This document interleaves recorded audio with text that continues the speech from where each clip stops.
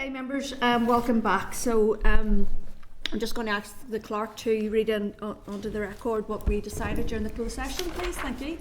Thank you, Chair. So the committee agreed to commission legal advice regarding the posthumous date in the bill, and also to request that TEO officials keep the committee informed regarding their engagement with Mr Carroll on future amendments to the bill. Okay, thank you so much. Okay, members, so while we're waiting for our witnesses to arrive for our oral briefing, I think we'll just go ahead and deal with correspondence. Okay, members, so I'm going to refer you to pages 337 to 343 of your pack for a summary of the committee correspondence. I just want to draw your attention to a number of items. 10.5, I'm going to refer you to pages 384 to 386 of your pack. So just to advise that the committee has received a response from the Director of the Office of Identity and Cultural Expression to the committee's correspondence of the 14th of May regarding the establishment of the Castlereagh Foundation.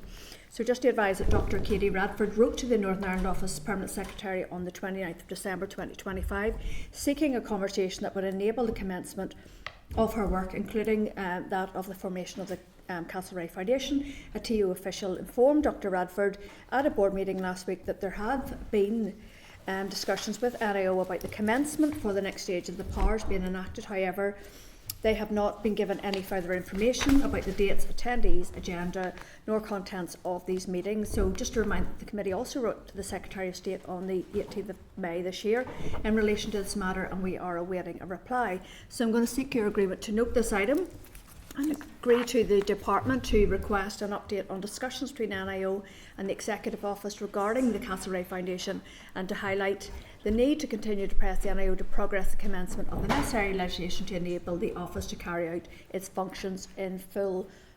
Go ahead please, Philip. Thank you, Chair, and I agree with your proposal. So I just do have concern at one of the paragraphs from the Commissioner where she stated that due to staffing limitations, I do not have someone to take a minute of this meeting. You know, these commissioners are important roles, and why they don't have resource to even have someone to take a note of a meeting, which is also a requirement under legislation that was passed by this House. I think we need to raise concern with the Executive Office that clearly this Commissioner's office hasn't even been given enough resource to be able to even have someone to take a note. So I just think that is a concern, and that Dr Radford should have the support that she needs and deserves. Okay, are we content with that? Agreed. Okay, yes, thank you. And we're everybody content with the other recommendation about writing to the Department? Yeah. Okay, thank you. Okay, so moving on then, Minister of Health Programme for Government. I'm going to refer you to pages 394 to 397, just to advise that the committee has received a response from the Health Minister to our correspondence of the 24th of April this year, requesting information on the Programme for Government funding, and specifically how much of this has been spent on the private sector in efforts to tackle waiting lists. The Minister has provided the following figures. Waiting list initiatives, £44,343,367 has been spent on independent sector providers from April 2025 to the end of February 2026 in addressing red flag, time critical waiting lists. And then there's backlog clearance, and so 20,894,004 has been spent on the independent sector providers to address long wait backlog clearance. So just to advise that the Minister has also highlighted that given the scale of backlog of patients awaiting assessment and treatment, it is anticipated that the relationship with the independent sector will remain necessary for the foreseeable future. And just to further advise that the first annual report for PFG, we're waiting for it to be published this afternoon. A written ministerial statement regarding the publication was sent to members yesterday under embargo, and officials will brief the committee on the report at its meeting on the 10th of June. So I'm just going to seek your agreement to note this item, or would anybody like to speak to it, comment on it? Great. The comment, Chair. The First and Deputy First Minister probably should have made that statement as an oral statement in the House, and not release it under embargo on a sitting day and then have it as a written statement when they can't be questioned on. But well, I think we're still waiting for confirmation that we'll be here in a few weeks, but I do take your point. So members, moving on then to pages 414 to 419 of your pack, and this is in relation to correspondence received from the Victims and Survivors Service to our correspondence of the 15th of May this year, requesting further information regarding its community and voluntary sector partners and demographic research.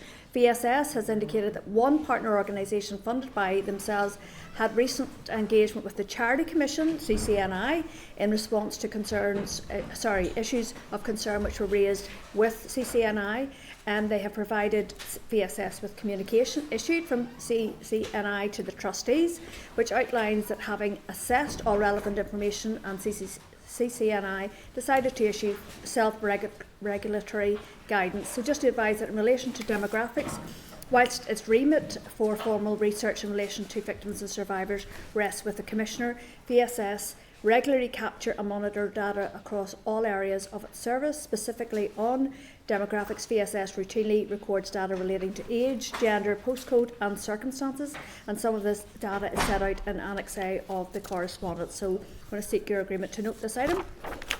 Okay, so Deputy First Minister, Historical Clerical Child Abuse. I'm going to refer you to pages to 420 to 422 of your package, just to advise that the committee has received a response from TO to the committee's correspondence of the 24th of April 2026 regarding historical clerical child abuse.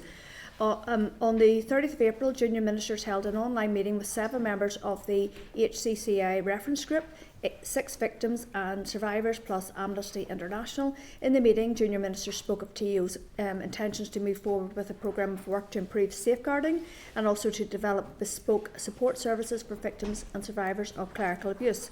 They have also indicated that while TO acknowledges the positive role that Lisa Caldwell played as chair of the Interdepartmental Working Group, as previously outlined, the task for which she was appointed concluded where the research reports were completed and presented to TO, and they have no plans to appoint a further chair.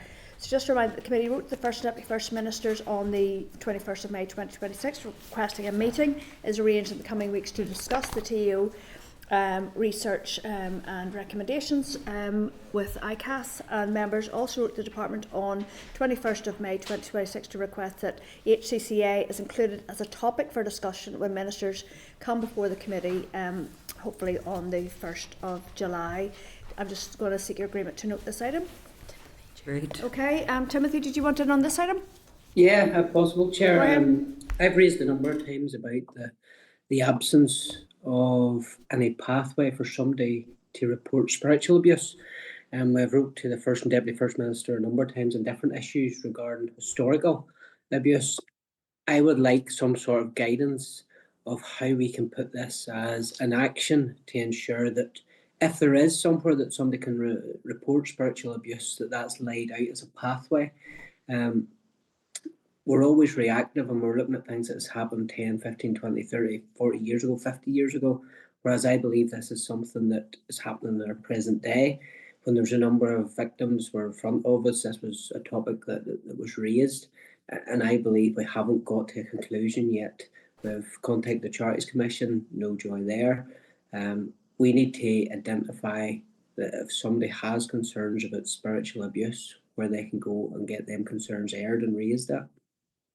Yeah, so do we want to write to the Executive Office about that? Is that maybe in terms of whether this is going to factor in with its work or whether it's a standalone piece of work? Are we content? I don't know what spiritual abuse is. I'm sorry. I'm not being funny. I don't know what he means. Timothy? Timothy has spoken about it before. Go ahead, Timothy, just So get on just record. briefly, what I would have concerned about is somebody in a position of trust within a church, regardless of denomination, where they've used that position of power and ultimately taken advantage of somebody, and it has caused them mental harm. And I think that's something that in 10, 15, 20, 30 years' time, I don't want to be hearing that this is our next inquiry. This is something I believe. It's not very widespread, but it's something a number of people have raised concerns with me on. And to date, I haven't been able to get to the bottom of, well, this is the pathway, this is the place you go to report that. Okay, I suppose because we haven't seen the research findings, we don't know whether this was something that came up in terms of the present day. So, look, I think we could flag it. I think I'd be content for us to flag it, see if it's been factored into this work that they're looking at in terms of safeguarding, but also as the Assistant Clerk has pointed out there, so we have the Northern Ireland Survival Council, Nothing About Us, Expert Survivor Insights Report findings presentation. That's going to be on the 24th of June. So I think it's maybe an opportunity then, Timothy, to raise that as well in terms of, because we know that that group are working closely with the department on this piece of work. Is that okay? And I've no problem raising that stage, Chair, but that's a group coming forward, whereas I want to understand what public body Yes. that this issue needs to be raised with, not, it needs to feed into the bigger picture when we're talking about historical abuse. This is happening currently in this day and age. Not very often. But I do believe that there needs to be some government department, somebody take ownership of this issue, that if somebody has concerns, that they're raised and investigated. Well, I suppose the reason why I raise that is because we know that Nicola, who is working very closely with the department at the minute as a survivor, she also is involved with this organisation, so that's where the crossover is. I'm conscious that our next panels are in the room now, but I just want to finish this item off. Are we content then, direct the executive? Yeah. Okay, so Committee for Finance, excuse me, guidance to departments. We're going to refer you to pages 423 to 438 of your pack.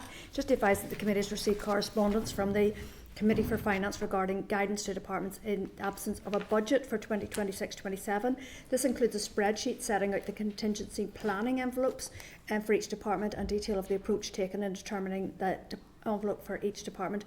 The amounts are limited to the amount that can be authorised by the Department of Finance Permanent Secretary. They do not reflect the full level of resource and capital DEL available for 2026-27. So just to advise that in the absence of an agreed budget and a number 2 budget bill, estimates cannot be prepared for the June main estimates process. This will likely mean that there will be no monitoring round in June if there's no agreed budget. So just to seek your agreement to note this item and agree to write to departmental officials to come before the committee to provide an overview of the TO contingency planning envelopes in the absence of an agreed budget. Are we agreed? Agreed. Okay, so I'm going to ask the clerk to read some other items onto the agenda. Thank you. Thank you, Chair. Firstly, item 10.2 is a Hansard report in relation to the Victim Payments Scheme, Victim Payments Board on the 13th of May. Item 10.3 is a Hansard report on the Victim Payments Scheme and Victims Support Programme, Commission for Victims and Survivors and the Victims and Survivors Service, dated 13th of May. Item 10.4, Legal Services 65th Report of the Examiner of Statutory Rules. There are no rules in the report relevant to the TEO. Item 10.7, First Minister and Deputy First Minister has written a statement on the publication of the COVID-19 inquiry reports for modules 3 and 4, dated 20th of May, and a copy of the statement was also emailed to members on the 20th of May. Item 10.9, from the Minister for Community Response to correspondence of the 27th of March on ending violence against women and girls, and an update on departmental work in that area. And finally, item 10.10, from the Committee for Communities relating to equality impact assessments and cross-departmental cooperation. So if members are content to note those. Okay, thank you, Clerk. I'm going to go to Carol and then bring Timothy in. Go ahead, please, Carol. So, I just found the Head of Civil Service response to the Communities Committee on Equality Impact Assessment. Hold on to get what page it's at. It was a masterclass in saying everything and saying nothing. I think it's some 409 to 4010. I mean, I would actually like to get a presentation from Hawks on how they're going to do this, particularly if there's no agreed budget. But I mean, people can read it themselves. I've just been left more frustrated reading the correspondence. Okay, so is that a formal proposal then? We could invite the Head of Civil Service? Yeah, are people content? Agreed, okay. Timothy, please. 10.7, quickly regarding the COVID modules 3 and 4, that came out the same day that we were getting our briefing last week, and I had raised during that briefing my belief that it should be the First and Deputy First Minister presenting on the findings. Have we any plans in the near future to get a briefing on the findings of the 3 and 4 modules, and who will be presenting that? Well, as you'll recall, last week, Timothy, we agreed that we would write to the First and Deputy First Minister to ask them to come before committee as a separate item agenda, just on the COVID module reports and recommendations. So the Assistant Clerks confirmed that invite did go out last week. So we're waiting on that, but we could certainly go back and find out your query there around modules 3 and 4. Well, the hope would be that it would be them presenting. Yeah. It would be in the near future an additional evidence session to that of their quarterly attendance at committee would be appreciated. Yeah, okay, well, we'll say that correspondence invite has gone to that effect. Okay, content to go back to our agenda, members? Right. Okay, so we've got our first oral briefing then today, stakeholder panel session in terms of the draft framework on the Race Relations and Delivery Plan 2026 to 28, and I'm going to seek your agreement for Hansard to record this session. Okay, thank you. So I'm going to refer members to pages 163 to 173 of the pack for the clerk's brief, and pages 279 to 334 of the pack, and pages 7 to 9 of the table pack for a copy of the written briefings from stakeholders. And as you are aware, we have 2 panel sessions today. And so the first one, we've got Lily Wu, who is the Managing Director of the Chinese Welfare Association, and I see you're online, very welcome. And then I'm going to invite forward Jamie Miller, who is Head of Policy and Development of Housing Rights NI, Liz Griffith, who is Head of Migration Justice at the Law Centre NI, and Fidelma Fearon, who is the Fundraising, Evaluation and Policy Lead, Minority and Ethnic Support. So thank you all for coming, and apologies for keeping you waiting for a few minutes for inviting you forward. So thank you for your submissions, really helpful, really appreciate that they got in a timely manner, and just wondered if you'd like to go ahead and make some opening remarks. Does anybody want to... I'll go first then, if Okay. that's all right. I'm Yeah. Fidelma Fearon, and I work for Minority Ethnic Support Armagh. I'm also the chair of the Roma thematic group for the TEOE. So I have submitted my brief to it, but some of your colleagues came down from the Racial Equality Unit to interview some of our beneficiaries on what they thought of the draft framework, and it wasn't great. Okay. So I just took it on board just to add a wee bit more to what my brief was. And so what they said really was that there's a concern that the draft framework for race relations does not adequately address restorative or reparative justice for minority ethnic communities who have experienced racism, exclusion, intimidation and systematic inequality over years. While the framework focuses on relationship building and cohesion, it does little to acknowledge or repair the harm already experienced by affected communities. The proposed outcomes, particularly outcome 1, elimination of racial inequality, remains broad and insufficiently defined. The absence of clear actions, measurable targets, delivery mechanisms and accountability structures creates uncertainty around how meaningful change will be achieved or measured in practice. There's also a concern about the proposed 2-year time frame. They think it's unrealistic given the scale and complexity of racial inequality and the absence of clear implementation structures. Long-standing systematic issues cannot be addressed through short-term aspirations alone. They also feel that the framework further lacks clarity regarding leadership and accountability without identified lead departments, named responsibilities, timelines, monitoring arrangements and enforcement mechanisms. There is a risk that responsibility may become diluted across government. There is significant concern also regarding the continued absence of modern and robust race equality and hate crime legislation in Northern Ireland. Existing legislative protections and policy approaches are widely viewed as outdated and insufficient to address the realities of modern racism, and mean that by online hate, discrimination and community intimidation experienced by the minority ethnic communities today. So what they feel is that our government has a duty not to just promote good relations, but to actively intervene where racism, discrimination and exclusion and inequality persists. A stronger and more urgent response is required. There's also concern regarding the terminology and overall direction of the document. Many stakeholders question why this presented as a race relations framework rather than a race equality strategy. I mean, we have T-Buck, so we don't need T-Buck point 2, you know, and so so this has to be a bit more specific. So and finally, there is a concern from the people that I have talked to that Northern Ireland continues to underestimate and at times deny the true extent and impact of racism experienced by the minority ethnic communities, and any credible framework must begin with an honest acknowledgement of the scale of the issue and the urgent need for systematic action. Okay. So, and that's what. Your remarks, I'll just go through the panel and we'll get to Go questions. ahead. Yeah. Who'd like to go? Go ahead, please, Liz. Thank you. Thank you, and thank you, committee members, for your scrutiny of this this document. So I hope you're familiar with the work of the Law Centre, that we work in 3 areas of law: social security, employment and immigration. And we work across all the council areas. I think last year we advised on about 18,000 legal matters. So we're quite busy. And my role is within the migration justice team, where our expertise is primarily in forced migration. So because our expertise is in immigration, our interest really is in the interconnections between immigration policy and also the racial equality.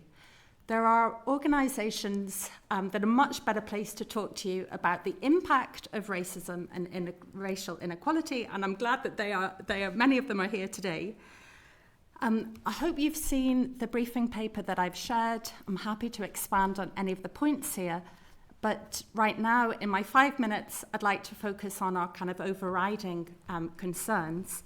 The first being that within the document, at page 6, it quite clearly says that this strategy aligns with international human rights standards. And of course, we agree with that.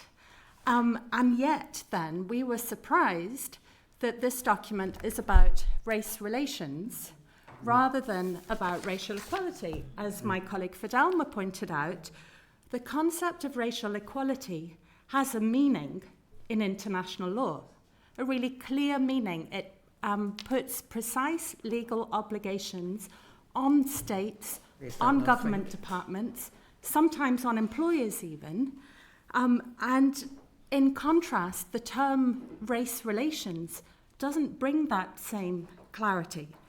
In fact, I would say it's devoid of legal meaning. And further, the term race relations is problematic and has been critiqued now for decades because it masks systemic discrimination and inequality. And I think it mischaracterizes or misrepresents oppression as mere interpersonal disagreement or discord. So given that, we would say that this document needs reconfigured and it needs to be a racial equality strategy. And I forgot to say at the outset, the Law Centre is really keen to see this work. We want it to work, right? And there are a lot of there are some positive features within the strategy, but overall our view is it needs a really significant overhaul if it is to deliver on racial equality. And yeah, calling it a racial equality strategy would be a start. Another concern, and again my colleague Fidelma has already flagged it, is really that we were expecting a strategy and we got a framework. Mm-hmm. And we all know what a strategy is in public policy terms. A strategy has an action plan. It has indicators. It has performance measurements, targets, clear accountability. And yet these components are not immediately obvious in this. And I have noted that the department has adopted a public health methodology, which I think is interesting, but ultimately rather baffling and perhaps a bit, confusing, really. So what we want to know is what will be delivered, when is it going to be delivered, how will we know it's been delivered, and who is marking the homework? So we want a strategy rather than a framework. I'll now turn briefly to immigration, because in contrast to its predecessor, which was a racial equality strategy, and that had a whole chapter on immigration, this framework is largely silent with regards to the relationship between racial equality and immigration. And of course, immigration policy is set at Westminster. And we of course recognise that there are very different views on immigration, including around this table. But the department should not be silent on this. At page 18 in this framework, they outline the vision, which is a society that is going to be strengthened by ethnic diversity, where human rights and equality are enjoyed by all. And what we would say at the Law Centre is, how is the department, how can it reconcile this vision of equality in the context of hostile environment policies, which are exclusionary by very definition? And so what we would like to see is that this strategy should really give a mandate to the department, to ministers, for them to engage with the UK government on immigration policy where necessary, to adopt a challenge function, to critique policy where necessary. And I should say that we would also think that the department needs to grapple with the links between anti-immigration movements, the far right, and racist violence. It is really shied away from all of these issues. Okay, I'm conscious of time. We'll get into some of this in the question and answer. Thank Just you. conscious of 2 panels. Who would like to go next? Go ahead, please, Jamie. Yes, I'll thank go. you. So, Thank you. first of all, Chair and members, thank you very much for the opportunity to come and talk to you today about this. For those that don't know, Housing Rights are essentially a homeless prevention organisation, and for 60 years we have been working to ensure that people in Northern Ireland have safe, secure and sustainable accommodation across all communities. Last year we helped over 13,000 households on more than 67,000 housing issues, and I'm delighted to say we prevented 1,120 households from ending up homeless. The reason I mention the housing context is because it's our view that housing is fundamentally important for anybody to integrate and participate fully in society, whatever community they're from. So it's really important that stable and secure housing is considered a part of this framework. There's no way to avoid that. I mention that because we find ourselves in a housing crisis. We know there's more than 49,000 households on the social housing waiting list, 32,000 of which are statutorily homeless. There's more than 5,000 households in temporary accommodation, including more than 4,700 children, and it's just not acceptable. We've got to this position because of historic underinvestment in social and affordable housing, and it's led to a rise in demand in the private rented sector in particular, which now houses more people than the social housing sector. The reason I mention this is because that sector in particular has a number of additional challenges. Vulnerable households now live in that sector and it doesn't meet their needs. Ethnic minority communities are within that cohort, and in fact in our advice experience they're disproportionately represented in terms of the barriers they face. The reason they are disproportionately represented is because there are a number of systemic barriers. Members will be very familiar with lots of them, and some of them are touched upon in this framework. Language barriers, complexity around navigating our complex housing systems, digital exclusion, and of course racism and incidents of violence that occur. We're seeing this in our advice work at the minute. We're seeing an increase in demand for face-to-face advice, certainly since COVID, but rapidly in the last number of years. 44% of our walk-in appointments are from newcomer communities, and 11% of those need translation support. So it's something that we are adapting to as an organisation, and I'm sure it's something that our colleagues are seeing as well. These are systemic patterns, unfortunately, and without some sort of strategic intervention, it's only going to get worse and be harder for us to navigate. I'd like to just pick 3 sort of key points, really. Our expertise in my commentary today is informed by our advice work, so our direct experience, and also the experience of our clients. And what we've experienced is that the importance of community-based advice cannot be underestimated, and that's across the spectrum of potential advice needs. Obviously, I'm speaking today from the housing context. Housing Rights have been privileged that we've been able to run a number of such schemes that focus on peer-based advice. So we've been able to train peers within ethnic minority communities on housing advice so that they can go and provide this information in their communities. The ability of this project means that we can access communities that just statutory bodies will never be able to reach. These peer advisors are able to carry out their work in spaces that are safe and secure for communities. Libraries, community centres are able to speak to their colleagues in languages that are more accessible. Obviously, there's only so much that peer model can support, so we have additional referral pathways into us for more complex cases. I think it's really important for me to emphasise the role of the voluntary and community sector in improving quality of service provision across the board. So Housing Rights do it in the housing sector. I'm sure colleagues in the room here do it in their own organisations as well. Again, we're able to reach community groups where they're at. We're able to find and maintain engagement at a much greater level than statutory bodies are able to for a whole number of reasons. But we're only able to do that when we're adequately funded, and I'm sure all the organisations given evidence today will be familiar with the funding challenges and pressures that come along with maintaining those level of services. And I think it's important that this framework recognises some of that, and indeed action plans should commit to funding voluntary community organisations appropriately. The last point I would mention is that the need for strategic alignment with this framework and wider executive priorities is fundamentally important.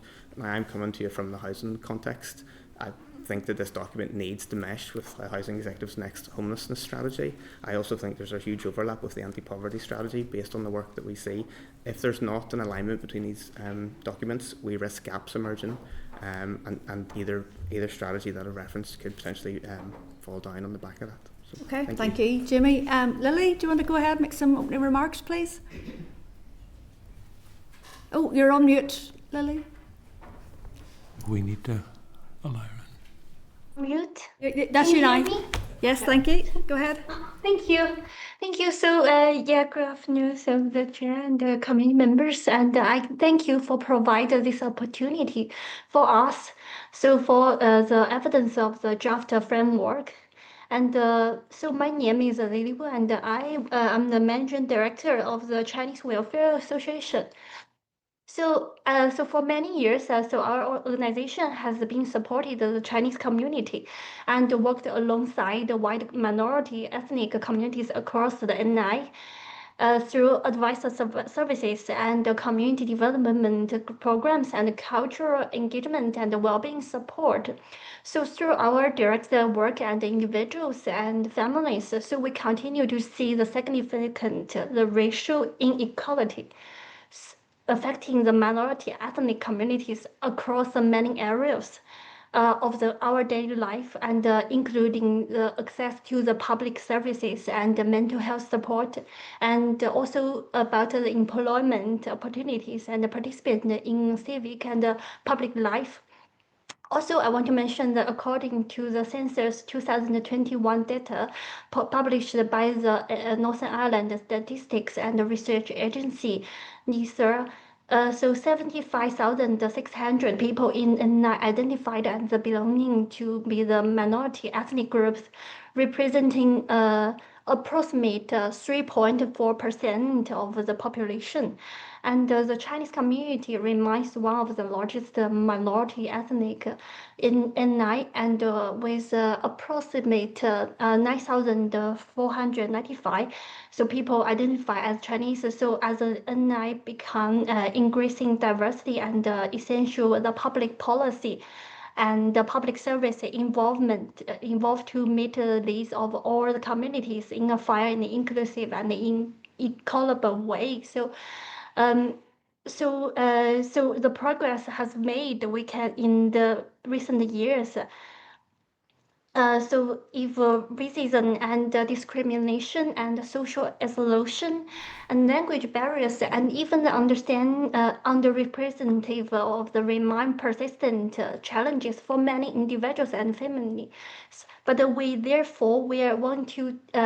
welcome to development of this renewed restoration framework, and we believe it provides an important opportunity to deliver practical, measurable, and long-term action.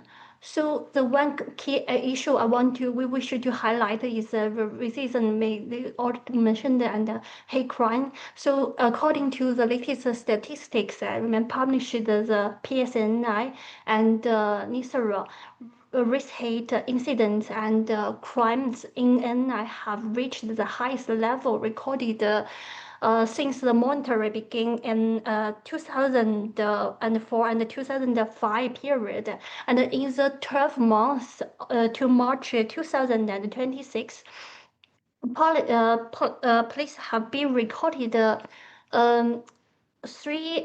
2,367 race hate incidents and 1,507 race hate crimes. So highlight the continuing challenges faced by the minority ethnic communities. So so members of the Chinese and white minority ethnic communities continued to report the experience of their harassment and also discrimination and online harassment in the daily life. And so we have been also informed by the members of the community that some Chinese children continue to experience the racial bullying and discriminatory behaviors with schools. So these experiences can have a serious impact on children's confidence, well-being, and a sense of belongings and educational experience. So we believe there is a continued need to stronger anti-racism education, early intervention, and culturally inclusive approaches with schools and education settings. However, some incidents continue to go unreported because due to they mentioned the language barriers and the limited of the awareness of the reporting mechanisms and the fears of things and low confidence in the existing systems. So we believe that more must be done to improve the accessibilities and the responsiveness and public trust of hate crime reporting process, and this should be accompanied by stronger anti-racism education, public awareness campaign, and community engagement initiatives aimed at promoting the understanding, respect, and social cohesion. So another major issue is access to public services. So many individuals still experience difficulties accessing health care, mental health services, welfare support, and education, and the public consultation process because of interpretation and translation services remain inconsistently across public bodies. And also the digital exclusion also continue to disproportionately affect older people and especially older people and migrants. So about their increase their it's hard for them to evolve. And also mental health and well-being is another area of significant concern. You see, cultural stigma and social isolation and language barriers continue to prevent many individuals from seeking timely support. And after the pandemic, so expose inequalities relating to the loneliness and emotional well-being and access to mental health services, particularly among older people and also the migrant people, newly arrived communities.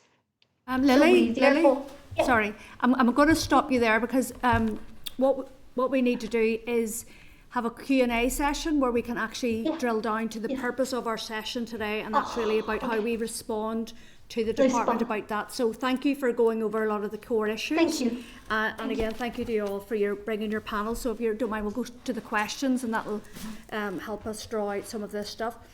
So I'm going to start with you, Liz. There, it had been raised with me. I hadn't really noticed it until a couple of weeks ago there, around the change from racial equality to race relations. And when I reflected today on what the Executive Office had on their website, they've talked about this change as a clear mechanism and overarching framework for achieving racial equality.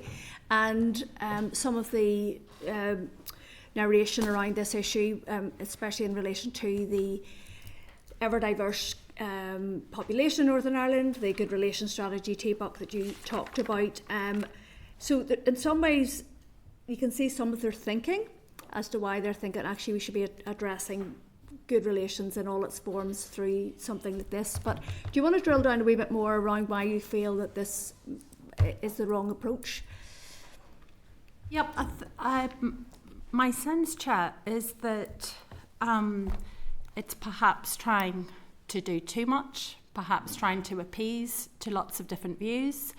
And I think that, as I said in my preliminary remarks, racial equality has a legal meaning that is just not found in the term race relations.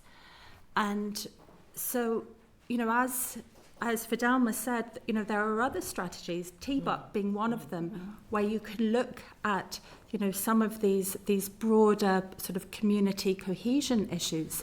But I feel that, you know, you need to get the house in order, and you do that through a very clear racial equality strategy. Okay, thank you. So, in terms of the actual actions, like what do you? We've had the 2005 to 2015, and then the one that we're just coming out of now. In terms of robust actions, we will turn to you, Fidelma. Then, like what do you think would really augment the sort of the accountability and transparency of delivery? What do you think we need to see in this that's not there at the minute? I think what's coming from anybody that I've spoken to in terms of a beneficiary or a colleague or any other stakeholder, that the cart is definitely before the horse here in terms of racial equality legislation. You know, it's 30 years old. It's time for it to be, you know, modernised to deal with everything that you have nowadays with modernised racism and discrimination in terms of like social media, etc. So that would need to be addressed. I also think even how you capture it, how you capture the data through the Minority Ethnic Development Fund, for anybody who's a recipient of it, it's number crunching, you know, and you're drilled down into, oh, you said you would do 2, but you did 1.5. Yeah. There's no room for anything qualitative, any case studies to explain what's happening.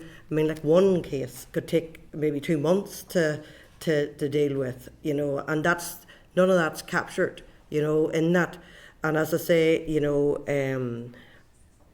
there is no accountability in terms of somebody that is a perpetrator of racism and discrimination, you know, and we see it in, oops, sorry, that's my colleague. I just don't know why he's only gone out in the middle of this, but that would be him. Don't worry. So it would,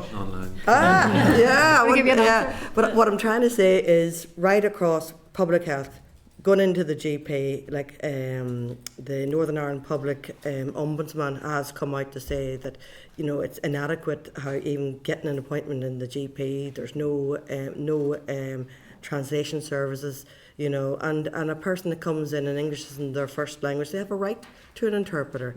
Going into school, shoveled into a newcomer's class, you know, and you're sat there, and I've seen it because I work on the ground, and you're sat there all day from 9 o'clock to 3 o'clock with a phone in your hand, and nobody's teaching you.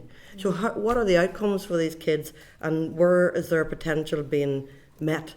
You know, and there's all, I mean, like even in terms of Lily said about coming forward to report crime and things like that, you won't do it because you know that it's not going to go too far, you know. And it's right across the board in terms of employment and everything.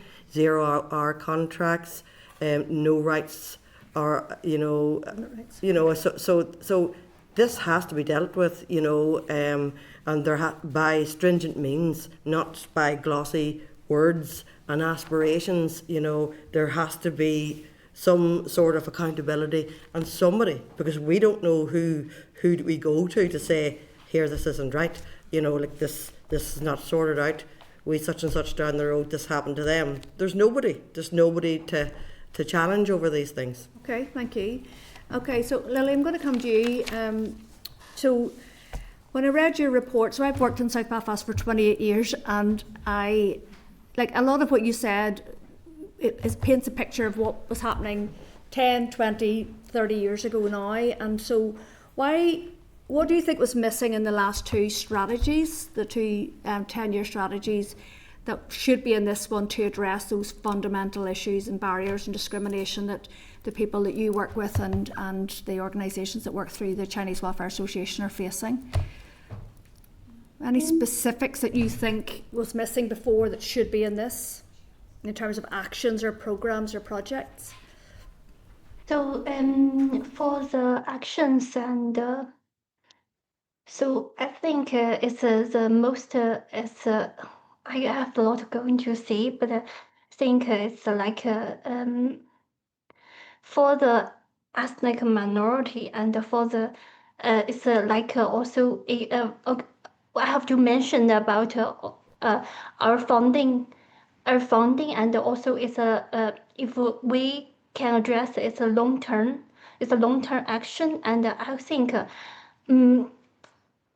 so it will be so in the recent years if we can so provide it's like also with because the ethnic minority groups we need a lot of things to support, and with like you mentioned the 10 years we need addressing as me, and even we need to so with the education with I think the most important is the long-term funding, and also I have you I write. So I think also about also they mentioned is about the clear timelines and the measurable outcomes, and more is when the department responsibilities. Okay. I think that's all most important. That's all important for us to address. Okay, thank you, Lily. I'm going to move on to Deputy Chair, please. Thank you, and thank everybody for being with us today, and particularly highlighting for us that how do we make this shift from that notion of race relations to that important space of racial equality in Northern Ireland. I think what you're telling us is that this consultation doesn't cut it, and that we need to ask or invite the department to go back to the drawing board in respect of the comments that we've received or we're likely to receive across this conversation today. So, listening to what you have said, you have a very clear belief, and I understand what you're saying, is that the narrative isn't right, and that the narrative needs to change to one of racial equality.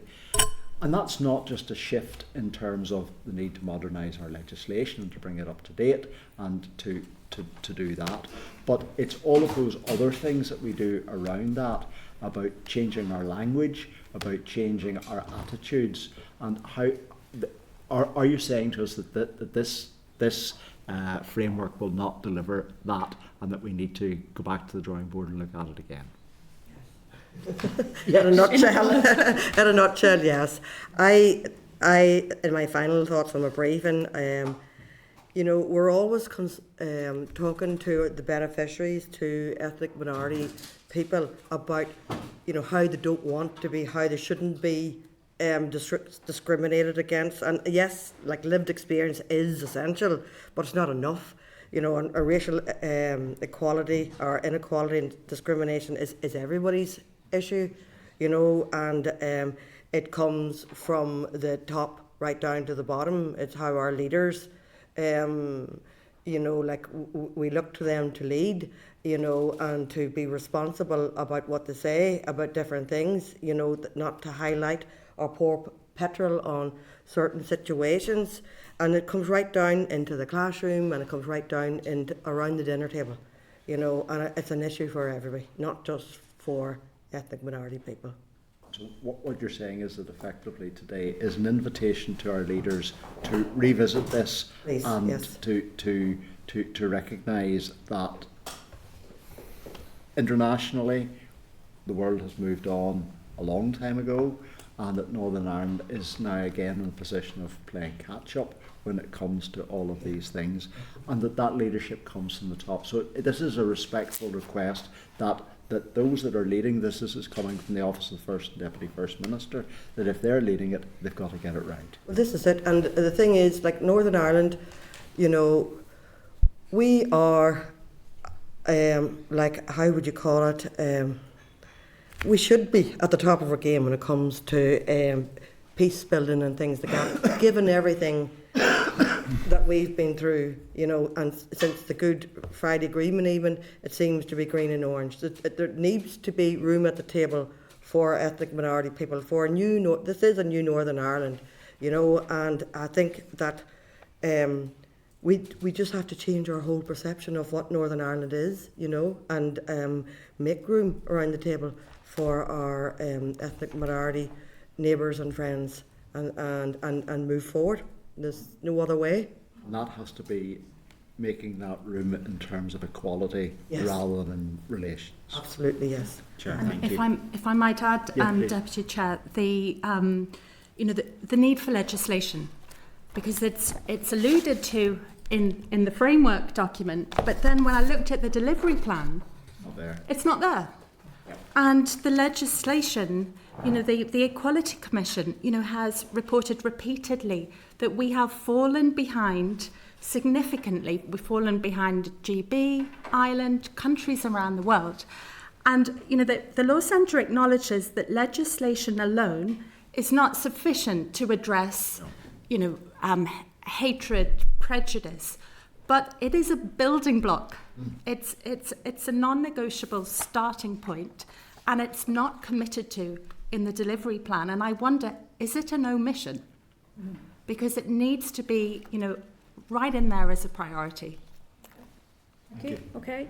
Philip, please. Thank you, Chair, and can I thank you all for your work and dedication in this important field. Jamie, if I could just start with you, if that's okay, and thank you for the work that Housing Rights do. I'm a regular referral to you and your organisation to us, but I just wanted to unpack some of the evidence that you had provided. The barriers to accessing housing services. The first one was in relation to experiences of racism. So racism is often subtle but evident in how complaints or queries are handled, including delays or lack of response. These experiences reduce trust in public services. So was the evidence you provided to you that housing providers in Northern Ireland engage in racism? The evidence we provided is the experience of our clients. Yes. So it's their opinion and belief that in the handling of their cases with housing providers, be it housing native or otherwise, that they think that they've been treated differently, or that they've taken, for whatever reason, it's taken more time for them to receive responses or outcomes that they're after. Was that with the Northern Ireland Housing Executive? Was that with I Housing? need to go back and check that we help thousands of people a year. Sure, no, so completely. I would need to go and see specifics. Just obviously be a matter of concern for this committee, and I'm sure everyone, you know, if there was institutional racism within a housing provider that's funded by... I wouldn't be suggesting that. I think the evidence shows, and it's included in the briefing, that ethnic minority communities spend longer, for example, on the social housing waiting list than non-ethnic minority communities. So there are examples where there's complexities. Now, some of that is to do with cultural reasons. For example, the property or homes that they're looking for might have certain criteria, and there's less of them. But an element of that does play into the lack of trust that they then feel with the statutory bodies. And I suppose my commentary is really around overcoming that lack of trust. It's fundamentally important to providing good outcomes for everybody. And then just in relation to the cultural preferences issue, and that was something that you'd also covered in your briefing, so around large family sizes. Do you think that's part of the reason, the lack of availability of social housing in terms of 5-6 bedrooms, etc.? Yeah, absolutely. It would play a role. I would go back to my initial point around housing in general. There has been underinvestment, so there's a shortage of houses across the board, and that has knock-on impacts. And then you raised an issue just in relation to the removal of intimidation points.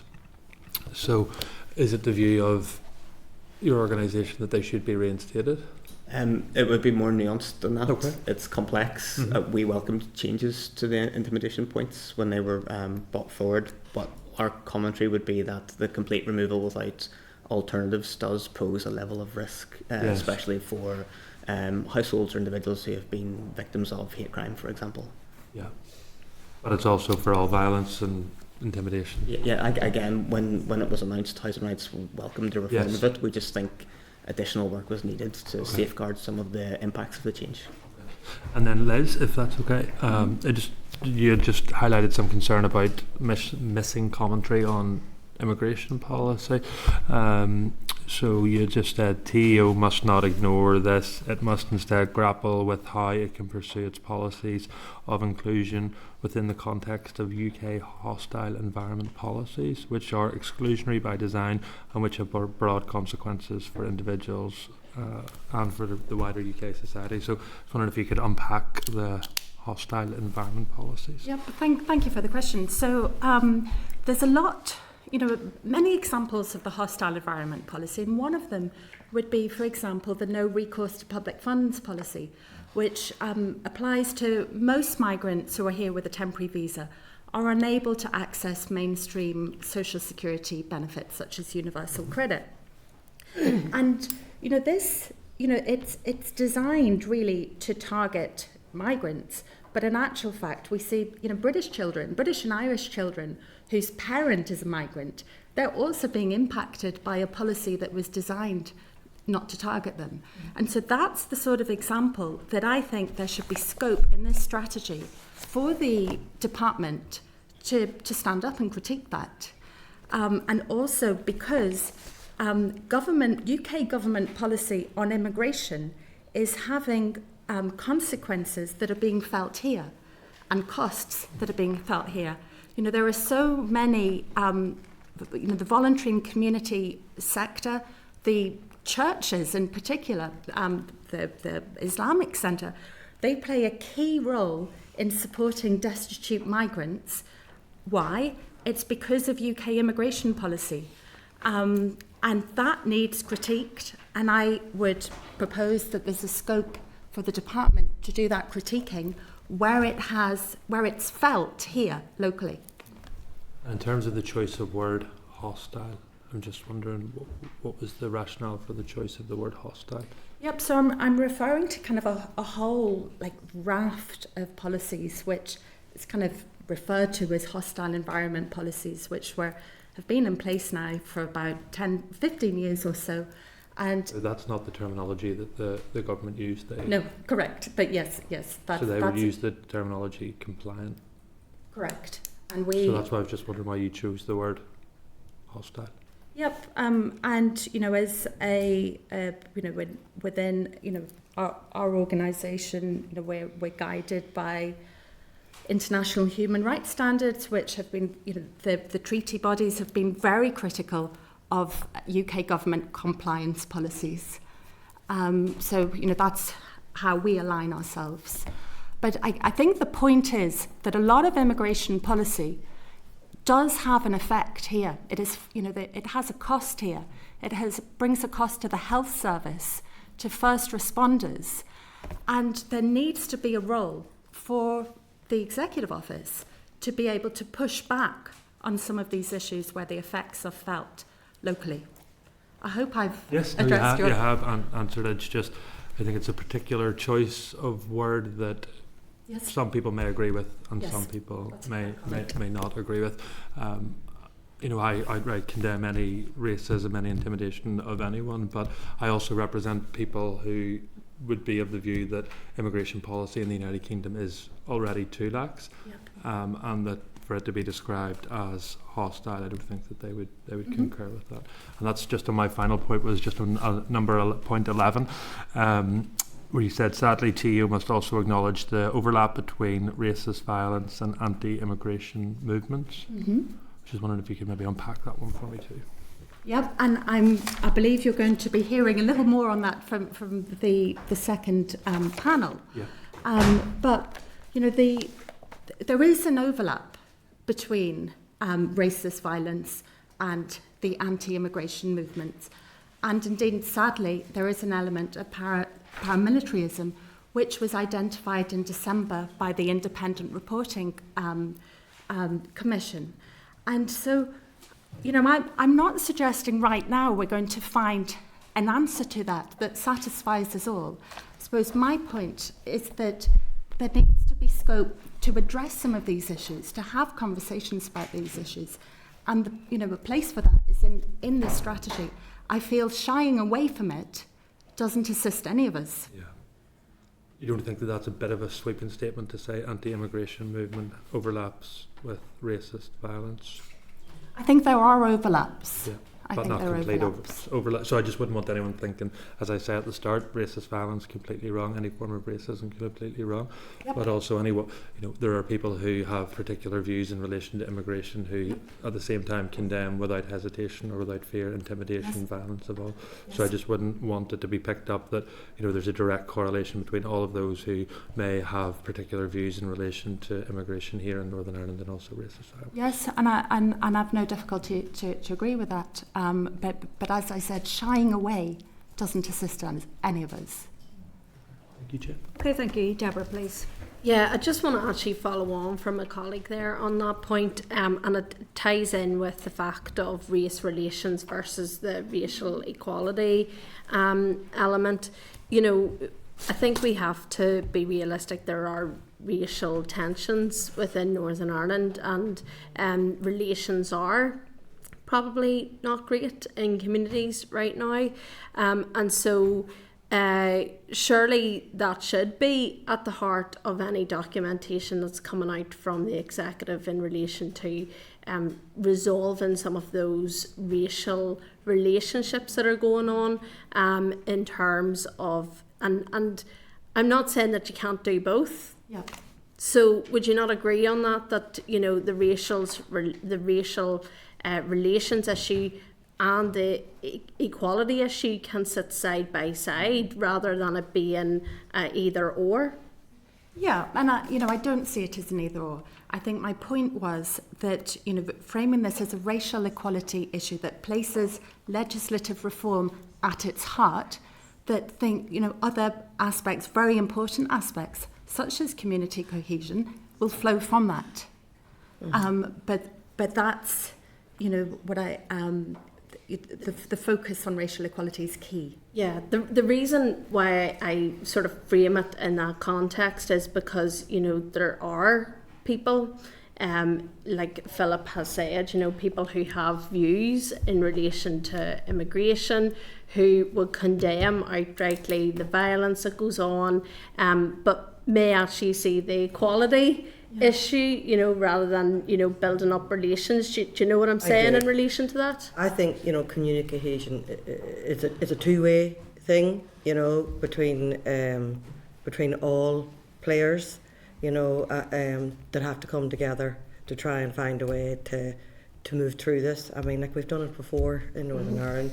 We can do it again, and I just think that's where we have to go. And yes, and of course people are entitled to their opinion, and a lot of these opinions come from a place of fear. There, you've got a cost of living epidemic, for want of a better word, at the moment. People are afraid, people are scared, and people are worried, and it is always that, but it's their fault, and that type of thing. That misinformation, stereotyping, those types of things are very frightening and very dangerous, and of course not everybody does that, and of course they can have their view on immigration, and too many people are coming into the country, etc. But we would be in a lot of trouble in our hospitals and in our factories and in our hospitality if we didn't have them. So I just want to move on, if you don't mind, to the housing element, because that is a big element that I would see potentially within the community around race relations. Certainly in the community that I represent, of Fermanagh and South Tyrone.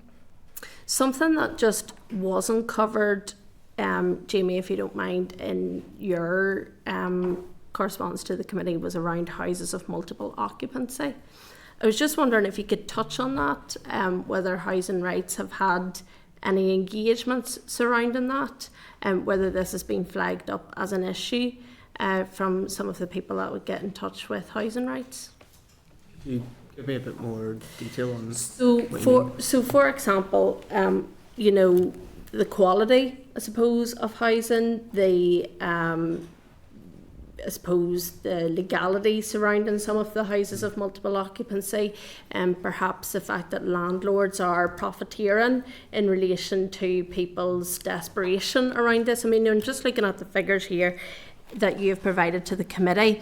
The waiting list for social housing currently stands at almost, might as well say, 50,000 households in Northern Ireland. So what have you heard in relation to that element, particularly around houses of multiple occupancy? Because that is an issue in my constituency. I think it's probably best if I go away and come back with casework-led evidence for you on that. But what I would say is within the private rented sector, we have seen significant challenge for ethnic minority communities. Again, it is the experience of individuals from those communities that they face discrimination when applying for private rented sector properties.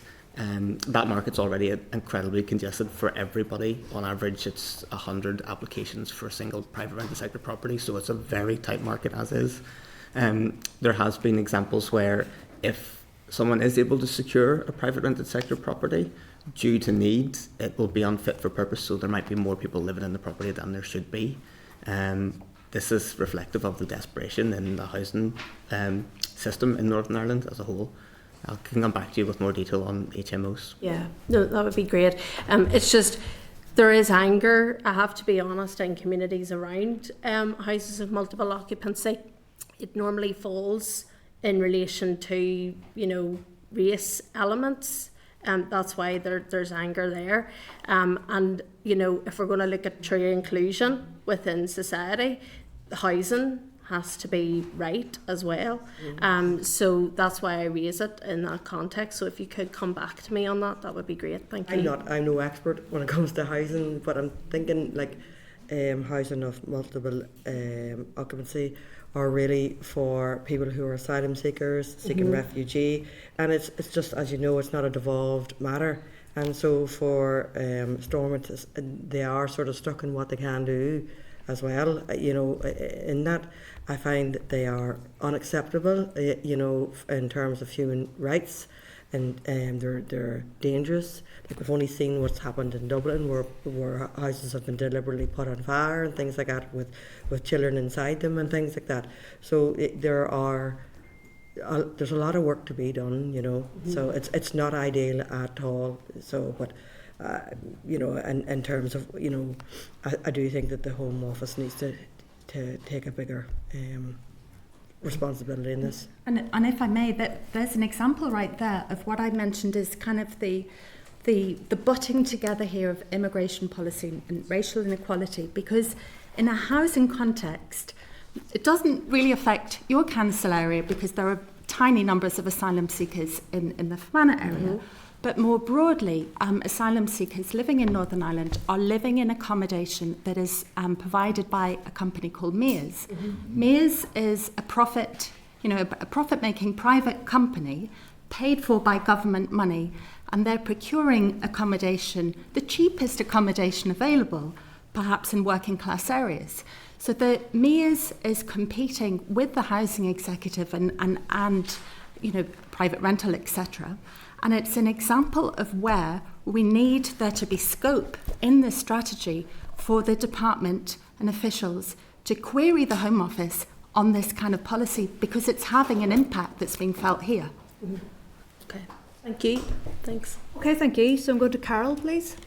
Thanks for your presentation. So I raised this last week in relation to race relations rather than racial equality, just for the reasons that you outlined. You mentioned Mears, and you mentioned the fact that immigration isn't devolved. This committee's been trying to get Mears in front of it for months, and they're refusing to come. So it's just to say that we've also asked for your own information why the race relations order is being delayed. It's been delayed in the Executive Office, so we need to find out who's delaying that and why. And then the other aspect of it is, you know, I do share a lot of concerns in relation to the draft framework, because how can anyone who's getting a brick through their window because they're brown feel that that they should be the people to reach out and talk to their neighbours? Now most do in North Belfast. But if you look what happened in South Belfast last year in Ballymena, people were putting their nationalities in their windows. I mean, how can you have race relations in that context? I just think it's ignoring what's happened. So I just want to put that in the record. Housing Rights welcomed the removal of intimidation points, but where I think is failed to outline what should be in its place. So the intimidation points were abused. They absolutely were abused.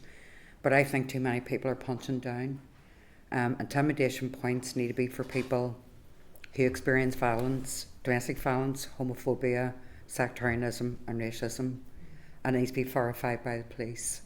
So I would appreciate, you know, just even a bit more of a definition around that, because in a housing crisis that we have, it isn't the people, it isn't their fault. There isn't enough money coming from the British government, and it's been a housing crisis now, and we need to get it sorted. But the issue I have as well is, so you're right, a lot of people are waiting, but the statistics, the last set I seen was that it was Catholics in North and West Belfast who were in the housing waiting list longest.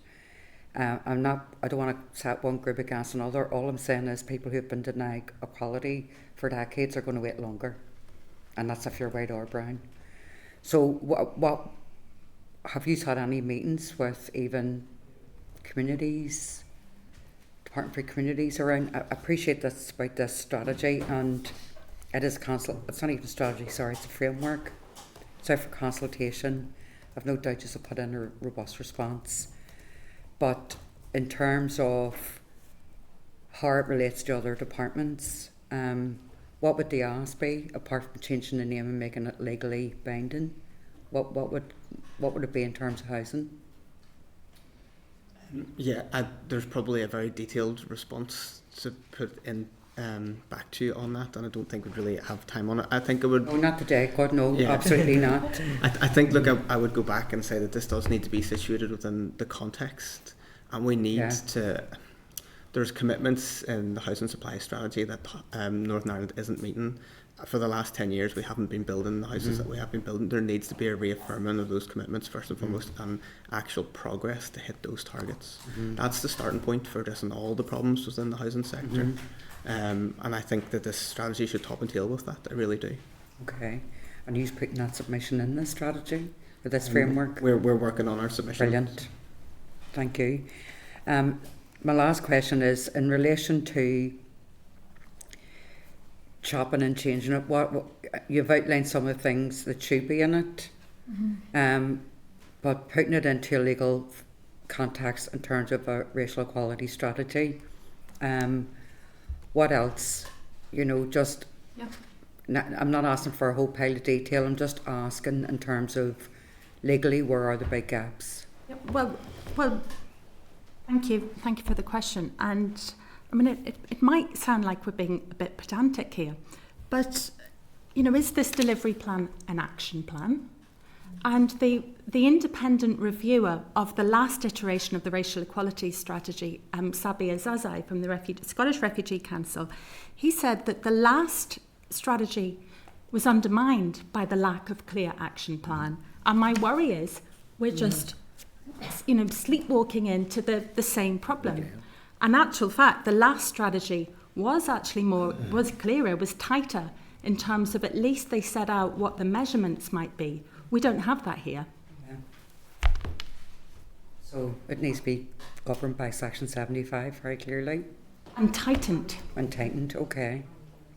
And those are just sort of an overriding comment, but there are lots of interventions that we might seek to see here, but overall it needs strengthened. Could you feed that in when you're putting your response? Could you feed it into the committee as well? Yes. Thank you. Thank you. Thank you. Okay, thank you. Timothy, please. Thanks very much, Chair, and thanks very much to the panel for coming along and submitting their information and giving an update and opening remarks here today. Fidelma, if I could just start with you, if possible, on a few questions. What I pick up on a comment you made regarding interpreters, and you said that newcomers have a right to an interpreter, and that is both in the school setting and in health. And I presume you mean across health, that's doctors, that's hospitals, the whole suite of the health that we have here in Northern Ireland, the health service. Who's going to pay for that? Who do you expect to pay for that when you're making such a sweeping statement of somebody that has decided to come to Northern Ireland? I did make the statement, Timothy. This comes from the Northern Ireland Public Ombudsman that have put out a report to say that there should be some way to help people coming into any public service that need help, particularly the likes of the health service and places like that. Like, that is one aspect of equality, is having the right to be able to speak and to say, I'm sick, this is what's wrong with me, and to be dealt with. And the thing is too, comes in as an asylum seeker, you have, under international law, you have the right to be here.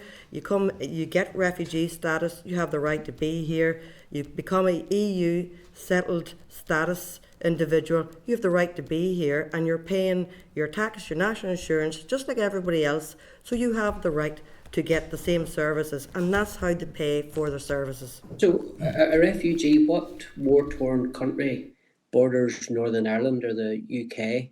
I don't know. You'd have to ask Brexit that.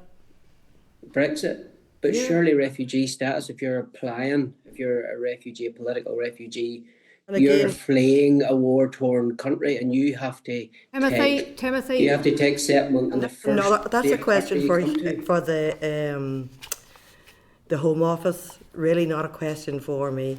And you did have it, that Dublin, is it the Dublin Agreement, where yes, you did have to go to the first country, that the first non-violent country. But with Brexit, that done away with that. So you can pass, as far as I know, and I'm no expert that, by sure, Timothy, on that. But that's what I believe what's happened. Yeah. Like, we don't have a boat issue in Northern Ireland. I have not seen any boats coming up the Liffey or the Carliford Lock or anywhere like that. We don't have a boat issue. We have an issue with people coming into the south and coming across the border. If you want to bury your head in the sand to that issue. Oh, I don't bury my hand at all, or bury my head to it. You talked about community cohesion as a two-way thing. Yes. With all players, and that's a direct quote from you today. Yes. You're here representing the Roma community. Yes. And we hear and we see about the lived experience. So if it's a two-way thing, what happened in Ballymena between the Roma community Did you think that was and a the local two-way? residents? Do you think that was a two-way thing when you have people, the windows put in, the doors put in, petrol bombs in front of them, children vomiting in fear in the streets? I'm going back 5 or 6 years ago when the Roma community came in and settled in Ballymena. What happened back then? Why was there no two-way engagement to create that community cohesion?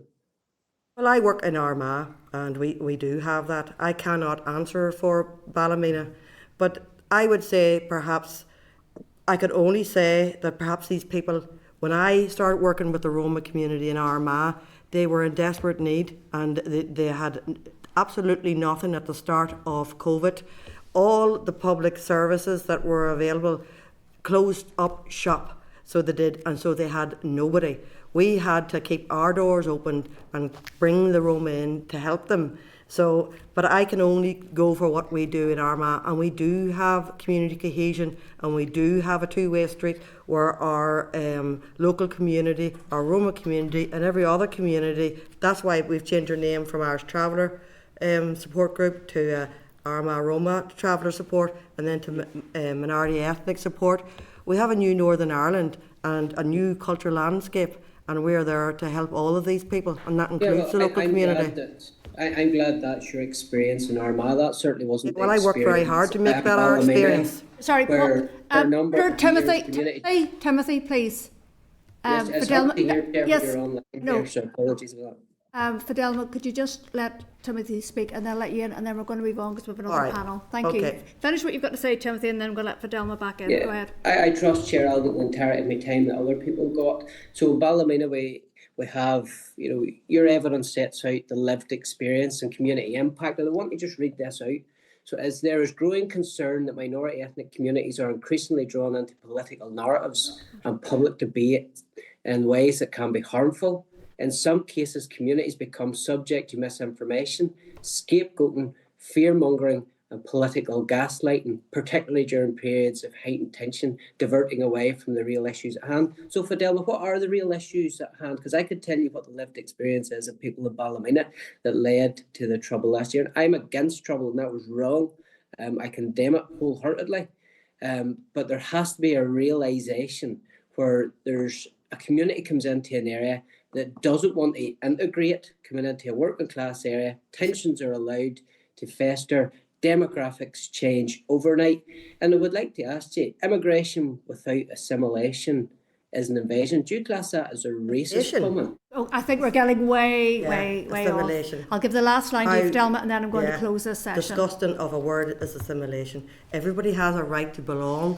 They don't have to change who they are to belong in that society. So they can just come and take over a community like they done in Ballymena? I Timothy. don't think they did take over it, and I only seen the violence coming one way, Timothy. Okay. So, Timothy, 5 or 6 years of what Timothy, the local community had to live under? Anywhere here. We're not getting The anywhere drug here. dens, Well, every time. prostitution houses, I think what we're trying to do and they today. come in them. Northern Ireland, is it? What about the Timothy, families I've closed living the in session. Armagh, Timothy, thank the you. newcomer? Timothy, I'm not going to let you speak. We're going to finish this session. What we were meant to be doing today was looking at what could be done to improve and better reflect the sector in terms of this race relations strategic framework. And I think we're getting way off topic there. It's a two-way thing, Chair, as Fidelma outlined. It's a two-way Excuse me, I'm not reopening. I'm not reopening this. Cohesion. Two people. Fidelma, Absolutely, Fidelma, Fidelma, I agree with community cohesion, Fidelma, but that and Timothy, both ways. guys. Works both ways. does? Somebody that comes to Northern Ireland, somebody that sells in the community must have It's very community difficult. cohesion I in know. their heart. Hey, Paula. I know. Yeah. Okay. Yeah. Okay. You've said it. I'm sure the newsletter will pick it up tomorrow, Timothy. Well Nothing done. to do, no, nothing to do Well with the done. newsletter, Well Chair. done. Yeah. I would Nothing just to like do to with the thank. I would newsletter. just like to thank our witnesses today. Thank you. Very Your welcome. written submissions were so helpful. We really appreciate them, and we will ensure that we incorporate them and reflect them in our committee response. Thank you. Expected it. Thank you. Thank you. Okay, members. I did. I expected it. I knew it was coming. Thank you very much, guys. We'll just change the table. I didn't get stuck into the properly. Through files. Fidelma, if you want to carry this on, I'm Timothy, happy to Timothy, speak through please, your microphone, honestly. 'cause I can hear every word you're Yeah, saying. that you can. Good. Yeah. You can take this offline. You can take this offline. Thank you. I'm happy to have that conversation with Fidelma. Okay, you're now It's disrupting the water under meeting. breath. You're now disrupting the meeting, Timothy. Okay, members, we're going to move on to our next panel. So I'm going to welcome to the meeting Dr. Nisha Tandon, who is the Chief Executive of Arts ACTA, Anne-Marie White, who is the Refugee Support Operations Manager at the British Red Cross, Daniel Holder, who is the Director of the Committee for the Administration of Justice, and Lillian Sanoy-Barr, who is the Chief Executive Officer of the North West Migrants Forum. So thank you all for coming. And I think Lily, we don't. Yeah, but I'm saying Lily's still online. Oh yeah, Lily and me. Or if she wants to stay for it, she Leave, can. right? You Oh, can yeah, leave you can now. stay Thank if you want. you so Yeah, much. yeah. If I want you. That's okay. I wasn't sure. I wasn't aware of that. Thank you. I wasn't aware of that. Okay, Lily. So listen, thank you so much, all four of you, for your for coming to committee today, and also for your written submissions in advance of the meeting. So just like the last panel, I'd just like to maybe ask you to make a few opening remarks, and I'm going to start with you, Nisha. Yeah. Thank you. Thank you, first of all, for asking Arts Sector to be here. And my piece was community cohesion. Arts Sector welcomed the publication of the draft framework, race relations, though I hate that word, but and associated with the delivery plan 26 to 28 with no outcomes written on it. We particularly welcome the inclusion of community cohesion piece to be given to us to be one of your 4 strategic outcomes, and recognition of racial equality. But I think it requires the whole society to be endorsing that instead of just the draft framework. And for us, first of all, we were just a bit confused in that community cohesion is a 4th outcome, which should be the first outcome. And also the definition of community cohesion. I have been in this country from last 50 years, and I have been doing community cohesion the day I walked here. So I think for me, community cohesion is not the right word, and I would like to know what is the definition of it. However, whatever is set, the framework sets a positive ambition. Arts Sector believes stronger implementation mechanisms, clearer accountability structures, and more meaningful community participation will be required if we intended the outcomes are to be released. I think also we recognize the significance of cultural, which is very important for me as an Arts Sector, social and economic contribution, which minority ethnic communities are making. And you must have listened to the news today, the amount we are spending in bringing in these agency nurses, and that is why are we not having a workforce plan which can deliver a better outcome for this beautiful part of island of Ireland. And the role which minority ethnic communities are playing in peace building. I was part of the Shared Future, civic leadership. I sat on many boards. I still sit on community relations board. Cultural life is my everyday life. Lived experience with the people who I work with. I have approximately 60,000 people I know, not from just from minority ethnic background, but from all backgrounds. And that is our work, true intercultural work, where race and ethnicity sits. And we do not forget about our 2 main denominations, which is very, very important for us. But this also brings in the ongoing experience and engagement work which we have done, but we have also identified several reoccurring concerns, increasing fare lately, insecurity. I had never ever felt intimidated walking alone in the city centre or in my own street where I come from, South Belfast. I never felt that a woman of colour will be getting racist abuse just walking, daily walk or whatever. I have suffered that recently from last 2 years, whatever has happened. And that should not be happening.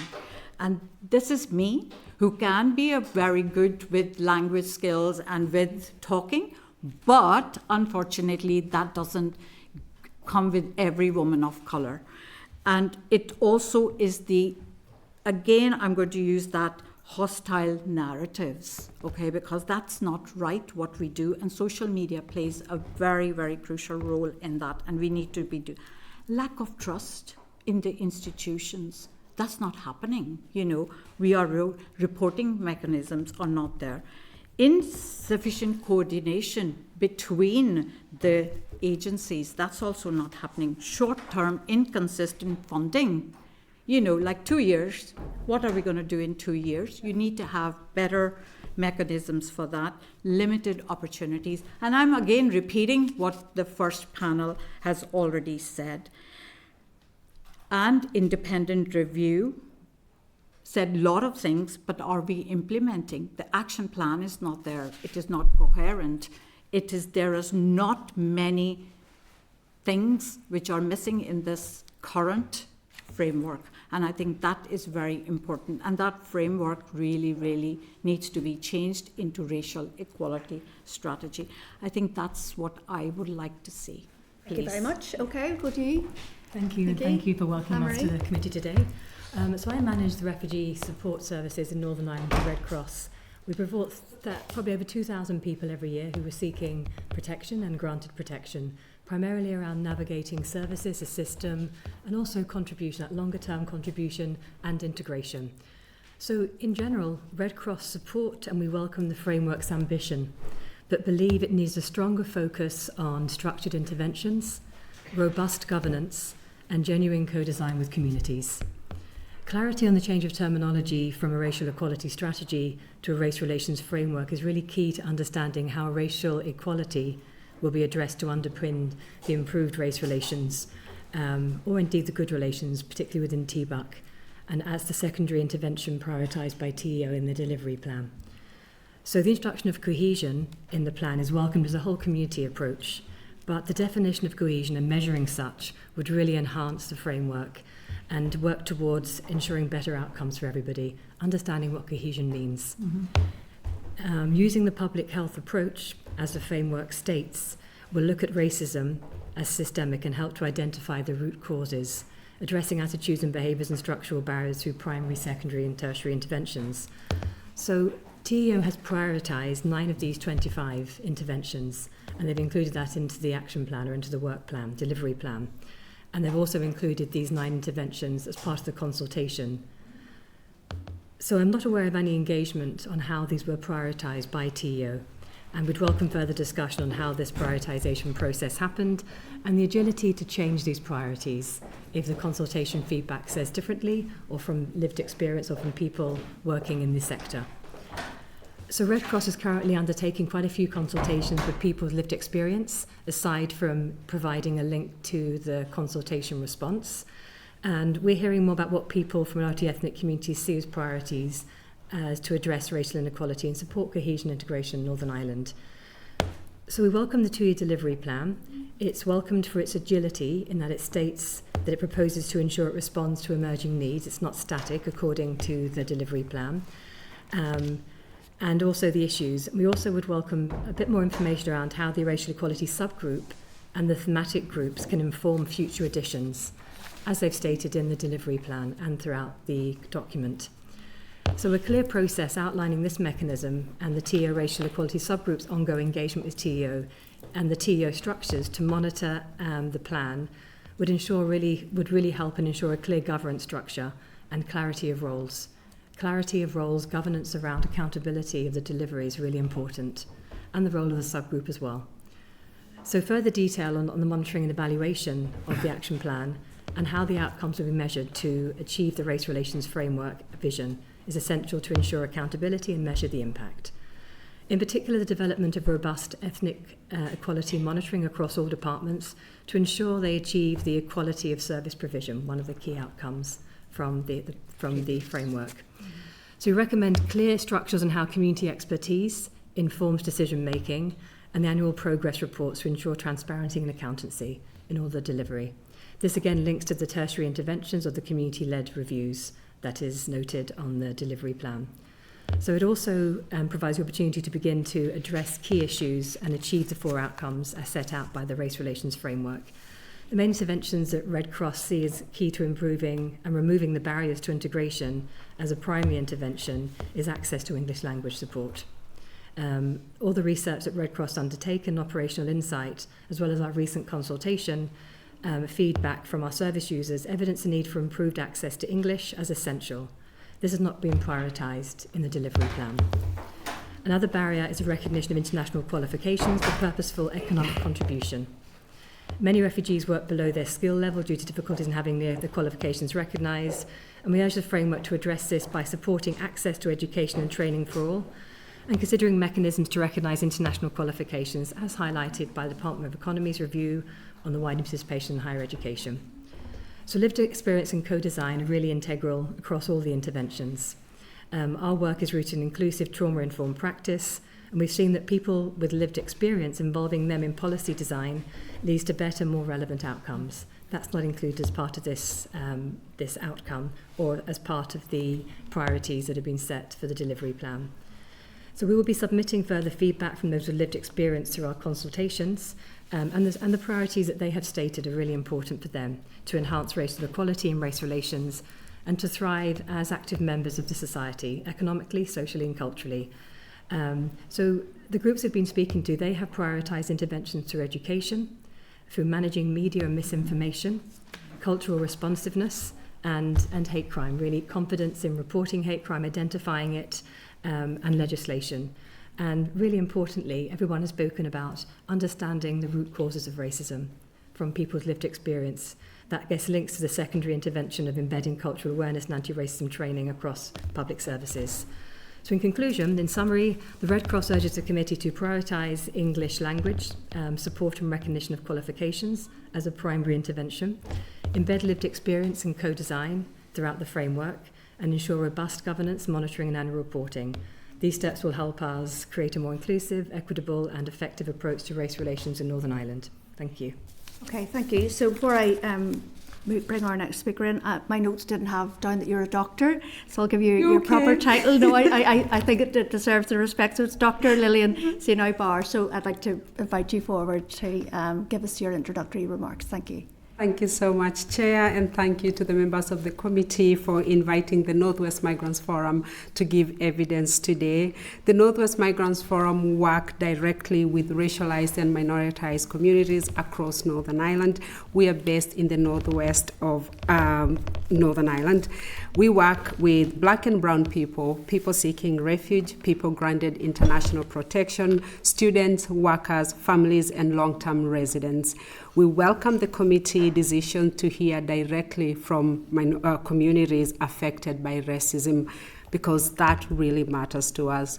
Too often, decisions about race and racism are made without the voices of those living with the consequences every day. Our communities are deeply fearful of the scale and persistence of racism in Northern Ireland right now. Many people are not only hurt by individual incidents of abuse, hostility, or violence, they are also excluded by the wider failure of treating racism as a serious and urgent societal crisis. Just like the first panel has already articulated, I want to be very clear from the outset. We cannot simply describe the framework for race relations as a welcome and necessary step. Northern Ireland has had strategies, drafts, and final documents and commitments before. The 2005 race relations strategy, for example, was in many ways way stronger than what is currently before us. Before, it contained an action plan and achievable objectives. Had they been properly implemented? The problem has not been the absence of documents. The problem has been the absence of political priority, implementation, accountability, and sustained leadership.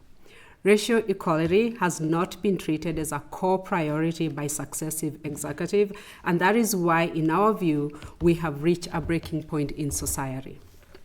Communities are deeply disappointed. They are tired of being consulted without measurable actions. They are tired of racism being acknowledged in principle but not confronted in practice. The current draft does recognize important issues: racism, racial inequality, hate crime, lived experience, access to public service, ethnic equality monitoring, and the need for updated race relations legislation. Those are important foundations, but recognition alone is not enough. A framework is only as good as the actions, accountability, and resources attached to it. Without clear delivery mechanism, measurable outcomes, independent scrutiny, and departmental responsibility, this risks becoming another document that describes the problem without changing the system that reproduces it. Our central concern is that the framework is still framed around race relations, and this has been the theme throughout today. That language is outdated and too limiting. It risks representing racism as a matter of relationships, tension, and community cohesion, rather than a matter of power, structure, institution, policy, rights, and equal outcomes. When we compare this draft with approaches in Scotland, in Wales, and the Republic of Ireland, Northern Ireland is far much behind. Wales is explicit that this seeks to become an anti-racist nation by 2030. Scotland deliberately uses anti-racism to mean identifying, challenging, and dismantling systemic, structural, and institutional racism. The Republic of Ireland defines racism as operating through power, institutions, policies, practices, and cultural norms. Northern Ireland should not set a lower standard for itself. We are therefore asking the committee to recommend that the Executive Office revises the framework before finalization and reframe it as an anti-racism and racial equality framework for Northern Ireland. That revised framework must include clear definitions of racism, institutional racism, structural racism, racialization, anti-black racism, Islamophobia, anti-Semitism, anti-traveler racism, and anti-Roma racism, xenophobia, and other forms of racialized harm. It must include measurable targets, name departmental accountability, proper resourcing, community co-production, annual public reporting, and independent scrutiny. It must also reflect the lived experiences of Black communities, Asian communities, Roma, traveler, migrant, people granted international protection, people seeking safety, and all those affected by racism and racial inequalities. Chair and members of this committee, this is not about improving a policy document, and I want to be very clear about that. It is about deciding what kind of society Northern Ireland wants to become. It is about whether our children feel safe in the street. It is about whether our young people can see a future here, and whether racialized communities can live with dignity, equality, and justice. Our young people are already asking whether they have a future here. This is not only true to young people from minoritized and racialized communities. It is true to so many young people across the north of Ireland who do not want to build their lives in a society marked by intolerance, hatred, division, and inequality. That should concern every single member of this committee, regardless of your background or your belief. You have asked us to discuss about outcome 2, combating racism and race hate. The honest view is that the framework does not yet meet the scale of the crisis. Race hate is increasing, trust in the justice system remains low, and communities are facing racism not only on the streets, but online through misinformation, dehumanization, rhetoric, and harmful narrative. Now, I tell people I now have a PhD when it comes to racial discrimination and hate crime online, because I am one of the biggest victims in Northern Ireland on racism online. So I know what I am talking about here. There is also a serious legislative gap. Northern Ireland is still waiting for modern hate crime legislation, despite the clear recommendations made through Judge Merriman review on strengthening protection for victims and improving how hate crime is addressed. A framework alone cannot protect people. If we are serious about combating racism, this must be backed by law, accountability, victim-centered justice, and clear action on online abuse and racial misinformation. Otherwise, we risk producing another document that names the problem but lacks the power to change it. Okay. Chair, I am almost done. Okay, Northern Ireland does not act, if we do not act with urgency and seriousness and courage, we also risk losing a generation of talented, committed young people who will live because they cannot see a future in our society that refuses to confront racism honestly. Reports day in, day out are telling us people no longer want to come here because of the hostile environment, and I'm happy to talk about that later on. that this is why this frame matters, that we get it right. Thank you. Thank you so much. Okay, so Daniel Holder, please go ahead. Thanks very much. Daniel Holder, Human Rights NGO CAJ. We've been involved in this so long, we were actually part of the coalition of forces that campaigned for the first race relations order back in 1997. I know that's one of the issues you want me to pick up on. We also co-convened the Equality Coalition with Unison. Some of our more recent interventions actually have been around countering the increased far-right organising activity. We've produced 2 reports, one of which is a set of case studies, including Lillian's case study, which is this one.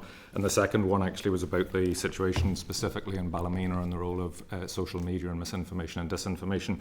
We're currently working on a 3rd report that's on Newry. If it's ever useful for that to be presented to this committee, we'd be happy to do so. In terms of the other issue you've asked me to focus on, which is the racial equality issue, there's no question that racist intimidation is one of the primary causes that's currently underpinning and exasperating racial equality. And let's not understate how grim things now are.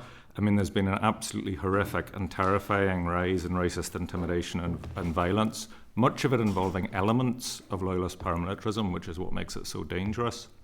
Over the last few years, there's also been an exponential growth in far-right discourse, far-right misinformation, far-right disinformation that's also driven and underpinned the climate in which attacks happened. All of that's captured in our reports. But what that's left us with is really a very solid climate of fear among many of the migrant communities. A lot of this has an Islamophobic, specifically, element to it as well. I mean, it is widely known, it'll be known by everyone in this room. It's known by the international media. It's been discussed several times by the UN anti-racism and human rights structures that there is paramilitary involvement in racist violence here, that it's growing, that it's getting worse, particularly intimidation from housing. It's also well known around far-right organising. So what is absolutely jaw-dropping about this document that we're here discussing is that none of that is referenced in this anywhere. All of the reality of what is happening on the ground is airbrushed out of this. It's not referenced anywhere. There's nothing about the far right. There's nothing about paramilitary involvement. There's nothing about dealing with housing, intimidation. And of course, these are the issues that shape racial inequality, primarily in housing, to the extreme that there are now, of course, no-go areas for migrant communities there where people are told it's not safe to live. That's happened in some schools. As well. There are also issues over accessing other services.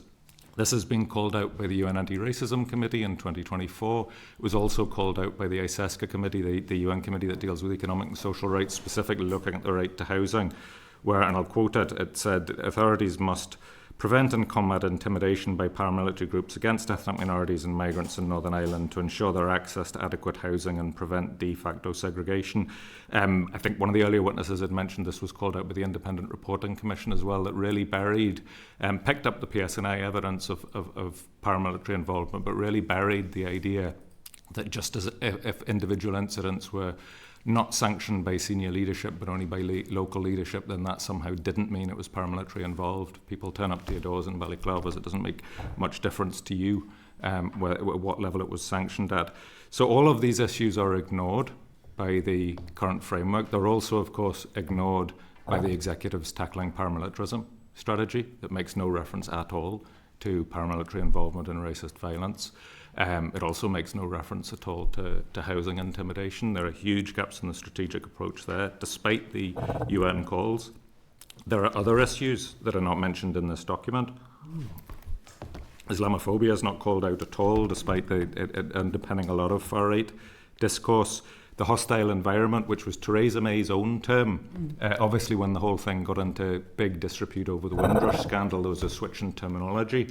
But there wasn't actually a switch in the policies. The 2014 and 2016 Immigration Acts are still very much in place. The other contextual factor that's not been mentioned yet is within the lifetime of this strategy, we are staring down the prospect of an election in the UK that brings a party with far-right policies into power. If you look at Reform UK's manifesto, they're not holding back from what they're intending to do. There'll be things like ICE-style mass deportations, the restriction of social security benefits to British citizens only, withdrawing from anti-racism international treaties, withdrawing from human rights treaties. There's nothing in this document about contingency planning for that, where it can be done within devolved competence, yet that is the reality that within the next few years our minority communities could face. So the other issue that I started with, which you asked me to focus on, is the Race Relations Order, which of course hasn't been updated since the last century. And just looking back at this, it is absolutely striking, I hadn't realised this, that no Stormont legislature has ever voluntarily passed racial equality legislation. So when it came in Britain in the 1960s, that was resisted by the old Stormont Parliament. There was a long delay until it was brought in under direct rule. In 1997, the only amendments to that, which had been signed off by officials in secondary regulations, were compelled by EU directives and EU law. There's never been racial equality legislation, and it's a really sorry saga of broken commitments and long delays when you look back at it, and all of the work's been done on it. So what happened first of all at the beginning of this century was the Equality Commission put a lot of work into developing upward harmonisation of racial equality legislation through a single equality bill. That was to be taken forward expeditiously as part of the commitments in the St Andrews Agreement, but that was politically blocked and didn't happen. Then what the Equality Commission did was given the context of the blocking of the Single Equality Act, they then focused on specific proposals for racial equality law reform that they published in 2009. That didn't happen either and didn't progress either. Then in 2014 they did the same. They revised the proposals, came up with other racial equality law reform proposals. That didn't happen either. There was then a commitment in the 2015 racial equality strategy to do this, and then nothing happened for years and years. They refreshed and revised their analysis and proposals to bring them up to date in 2022 with an expert paper by Professor Bryce Dixon. They also produced their own position paper, sort of blueprint for reform of the law. And then nothing happened until there were no ministers in post. Then there was a consultation in 2023. That ended 3 years ago. We're running a wee bit out of time here. Sure. No, I totally agree, and I think we will pick that one up in questioning. I know it's certainly something that Carol might mention around, because we as a committee, we had hoped that we would have had even a first briefing in terms of what was in the new Race Relations Order, and if we are going to make any progress on it, it would need to happen before summer recess, and the clock is ticking, so apologies for cutting you off there. I'm just conscious of time.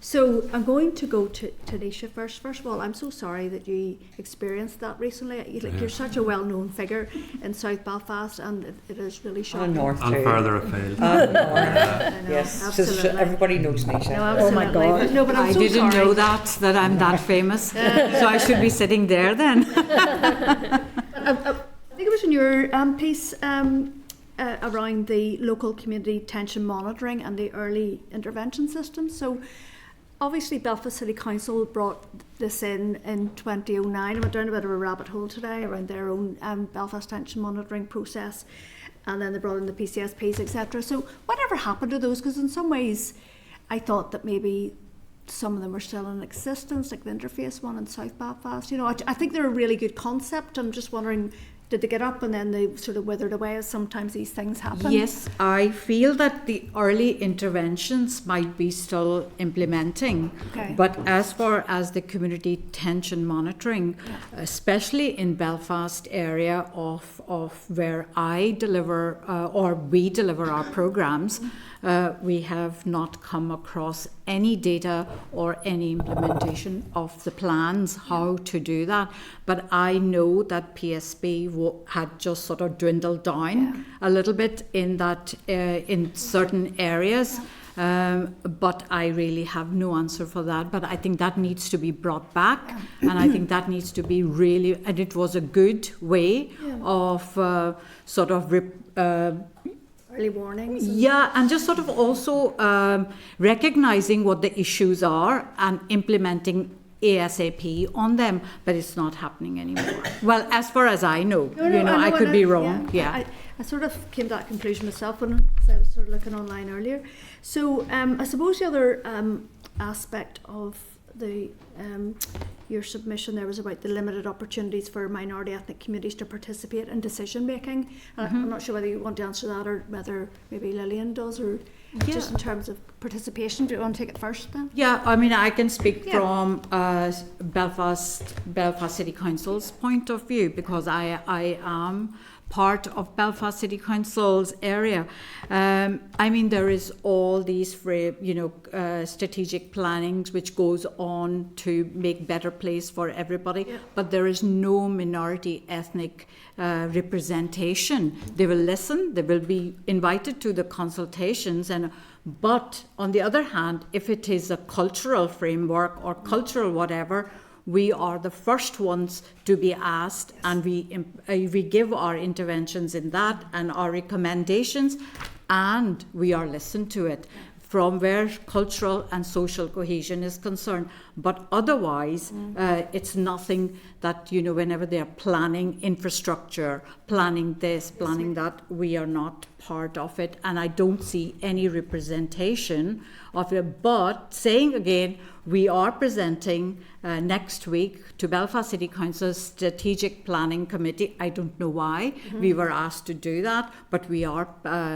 presenting our way of working in that intercultural hub, which we have, and how successful it has been, bringing 16 creatives who are working there, 10 advocacy and lobbying organizations which are sitting in that hub, and it's very intercultural, and it is working a dream, but maybe that's the way they want us to see, a good story. But what will come out of it, I have no idea. Actually, but maybe turn to you, Lillian, then, in terms of that wider decision making as opposed to just being rolled out for cultural consultations. Yeah, and that's the reality. I think minoritized peoples are seen as visitors, not part of society. They're not members of the society that are going to settle here, and that is why they're not included in decision making or to participate. There's also an issue where it comes to consultation rather than co-designing. You bring a paper that you have decided how you want to do, and you just want people to tick what is the best part and which one they can endorse, and that is also a big barrier. The timing for consultation itself, including people in those discussions, it doesn't take the reality on the ground. You have minoritized people who are working every single day. Not everyone is on social welfare. Not everyone wants to be on social welfare if they were allowed to work. They are busy working, building their lives, and they do not get the information because they are not met where they are. So there are strategies that are used which are exclusionary than including their voices there. There's a lot of organizations out there that could mobilize minoritized people who can credibly give their voices, not only give the voices, it's actually go beyond building communities and supporting that infrastructure that is required to change this society. But they are ignored because their voices are not valued. And I think that is the point. The voices of minoritized people are not valued or respected as people who are the fabric of Northern Ireland. If we can change that to see them as part of society, not as visitors or people who are here for a shorter period and leave, then we might just include them. Okay, thank you. So, Daniel, it's quite a hard-hitting paper you submitted. I can't say that I disagree with much of it, having worked in inner-city communities my whole career. What do we do about this issue? You've said there about providing effective protection. I've supported families, not necessarily with their ethnic minority, but people who seem to be supporting people who are from ethnic minority backgrounds out of houses. And just seems to be this powerlessness around allowing people to live safely and free from racist intimidation. What would you like to see in this strategic framework or strategy to actually properly tackle this issue? We have a series of recommendations in our reports, but one of them is the urgent need to tackle disinformation and misinformation that underpins the climate that justifies and leads to racist violence, and a lot of that is done on social media, and we've mapped a lot of it. Political leadership against misinformation and disinformation is extremely important as well.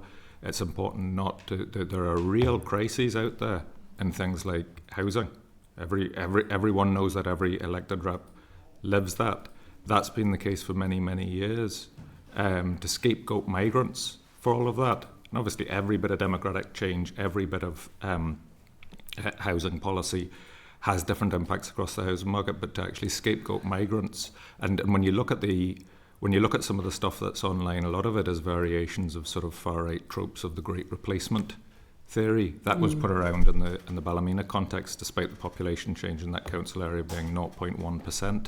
In the latest year that there's for figures. So tackling the disinformation and political leadership against racism is one element, but there does need to be a fresh look at the structural processes that are used to handle housing intimidation. Now, the intimidation points thing was raised earlier on, and the removal of that and the vacuum that's left.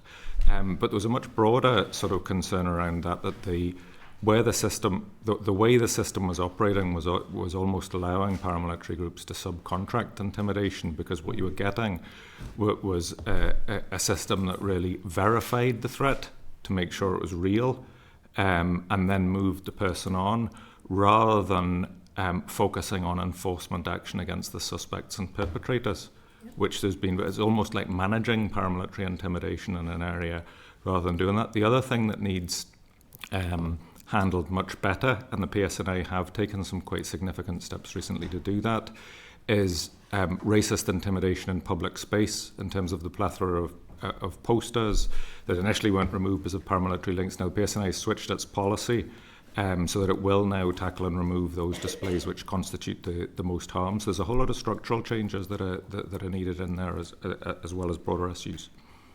Thank you. I'm just very conscious of time, so I'm going to move on to Deputy Chair, please. Thank you, and I hopefully not hold you up too long. The comment was made this afternoon that a framework cannot protect people. It's going to have to be legislation. I think that's absolutely true, and the history of Northern Ireland has shown that time without number. I can go back to the 1970s when we introduced fair employment legislation, when we produced religious discrimination legislation and equality legislation, and it was only when it became the law that you could not discriminate against someone on the grounds of religion or religious beliefs that we started to change society here in Northern Ireland. I mean, I think there are lots of things we can do in terms of frameworks to encourage and to develop programmes, but unless you have the stick as well as the card, it just isn't going to work. That's the sad reality of Northern Ireland. One other question I want to ask you about is in respect of how we invest in building this society and community that has true racial equality at its heart. There will be a cost to that, and it seems to be that no doubt it falls into the same category as so many other things that happen in Northern Ireland. Groups are set up, funding is there, and then it falls away again, and everybody's back in the race to get that funding. Surely this is an area which demands ring-fence funding. It's an area that demands serious fiscal intervention to ensure that we all start on we deliver that racially equal playing field for everyone. I'm going to risk the wrath of the chair and Timothy in respect of this. In the previous discussion, reference was made to Ballymena. Mid and East Antrim Borough Council turned down money that was there to assist building a better community for people and to assist people to integrate into that community. And I think it wasn't the whole reason why things kicked off in Ballymena, but it most certainly contributed to it. Thank you, Chair. Everyone respond to that? No. I think you're completely right. We cannot implement race equality without investment, but I think we need to step back and look at the fundamental principles of the Good Friday Agreement. Mm-hmm. And that is where we are talking about equality, and equality of opportunities really started in Northern Ireland. Right now, we cannot really say there is discrimination between Catholics and Protestants when it comes to fair employment, when it comes to even housing. I know there's a crisis in housing and we need to mention it, and we need to be very clear that it is a lack of investment in housing that is causing the crisis that we have here. It's not immigrants coming here. When it comes to racial equality, we need to use the same principles, that we are now not a community of two traditions. We are a community of more traditions. We need to acknowledge that. We are becoming a global society because of global issues that are happening, because of migration, for many, many reasons. So it is time that we acknowledge we are now a diverse society, and we need to step away from the 50-50 plan to something different. It can be 60-30, it can be 40, whatever you want to call it, but it has to acknowledge that Northern Ireland is no longer a community of two traditions. We have moved past that. And if we are honest, there are many people like Nisha, you've been here for over 30 years. 50 years. 50 years. Her children are not immigrants. They are citizens of Northern Ireland. Yeah. But because they look different, they will be called illegal immigrants. And that's the fact. So we need to move from seeing immigrants as people who have come here for a shorter period. They are members of this society. They make the fabric of this society and has to be included just like everybody else. Again, just very briefly, Chair, just to bust one other myth in terms of people paying tax, because once you get into employment, there are barriers to get into employment, but once you get into employment, you pay tax. But you pay a lot more than tax, because many people who migrate to Northern Ireland, if they bring family members and others, and I have dealt with this as a constituency representative.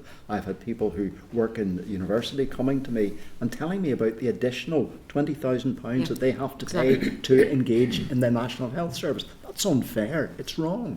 Yeah. It's not only that, even if the international student is coming, it's not just the fees they have to pay. They have to pay on top of the accommodation and all that, and then they have no right to work. Yes. You know, and that's it. So how do they're coming from very well-off families back home, and then they are contributing whatever we are in our economic, conditions. And I think that's where the issue lies as well. So for me, I just feel that it has to be more of a training, anti-racism training within the public services, within our institutions, that, it is two-way story. It's not just one way that you're here taking, same old stereotype which we are having. I have lived here for so long, and I don't want to be I, but I have worked from day one, contributed. My children are working, my husband worked, and we are contributing all. But now I fear for my grandkids who are intercultural, but they are facing so much intimidation and bullying within their schools.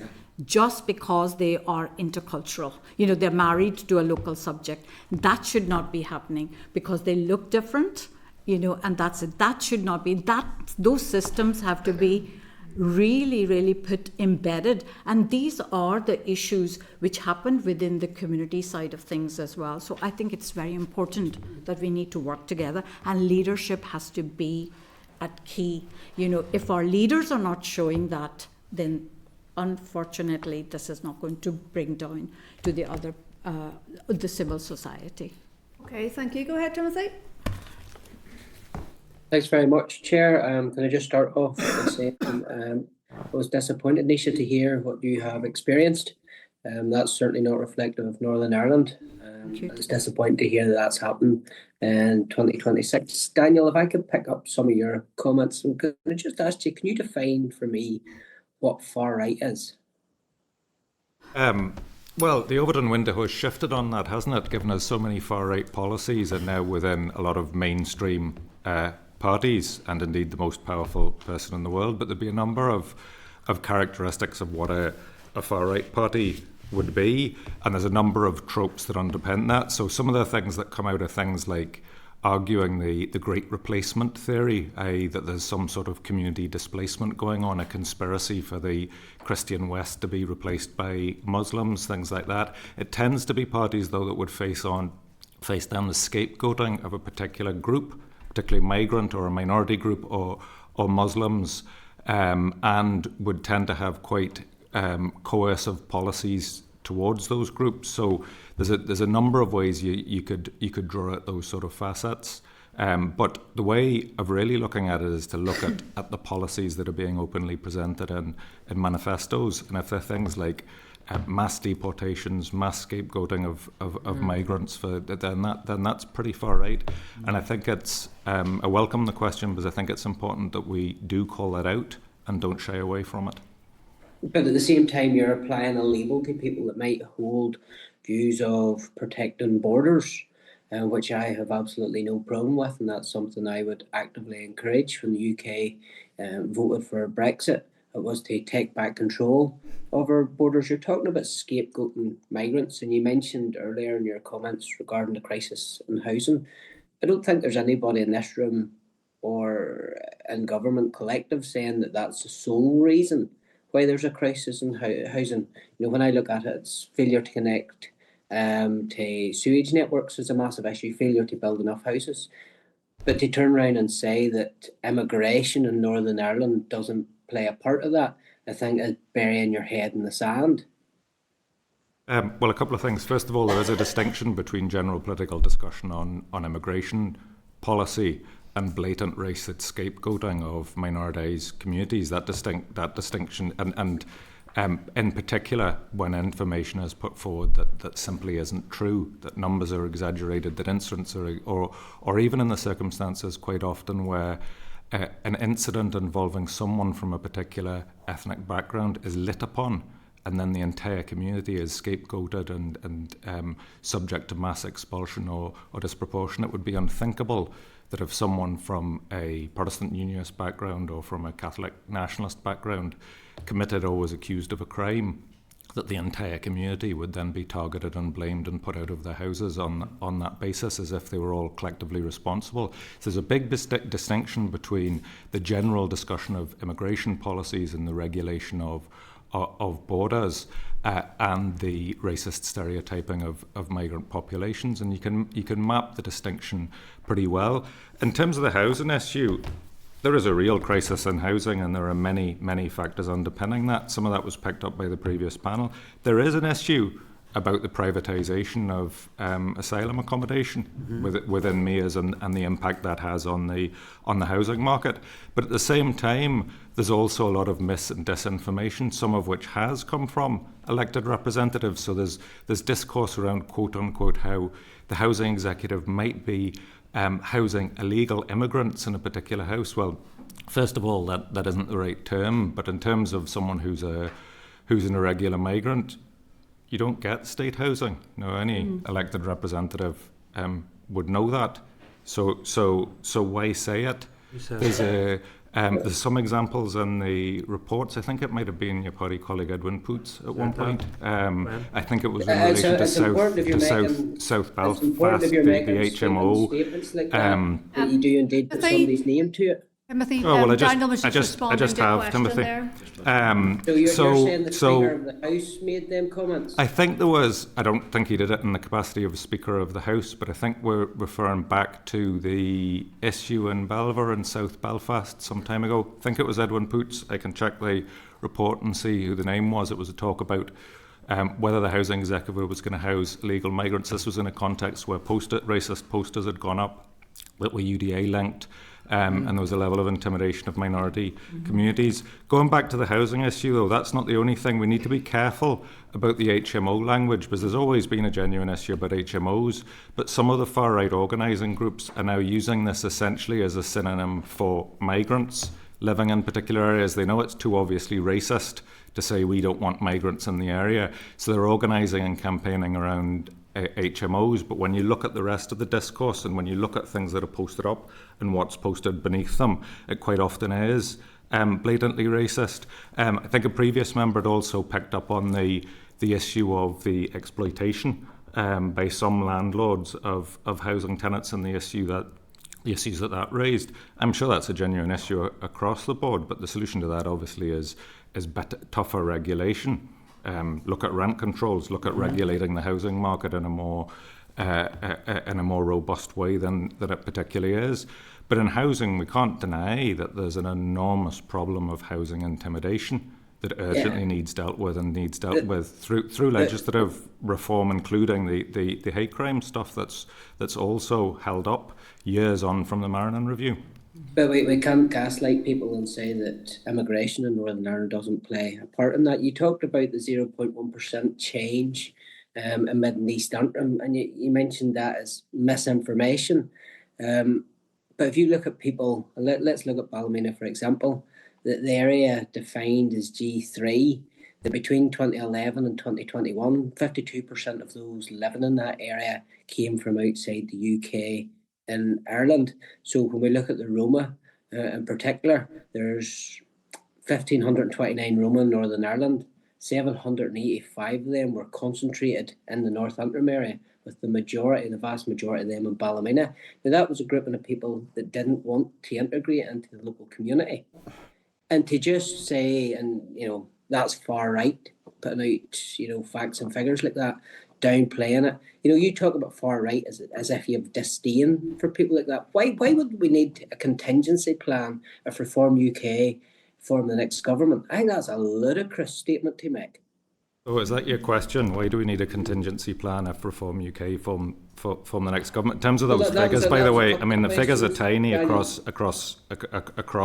Northern Ireland. If you take one house and go, well, 100% of the people in that house are from a migrant background. If you take one street, you can inflate figures. But if you look at the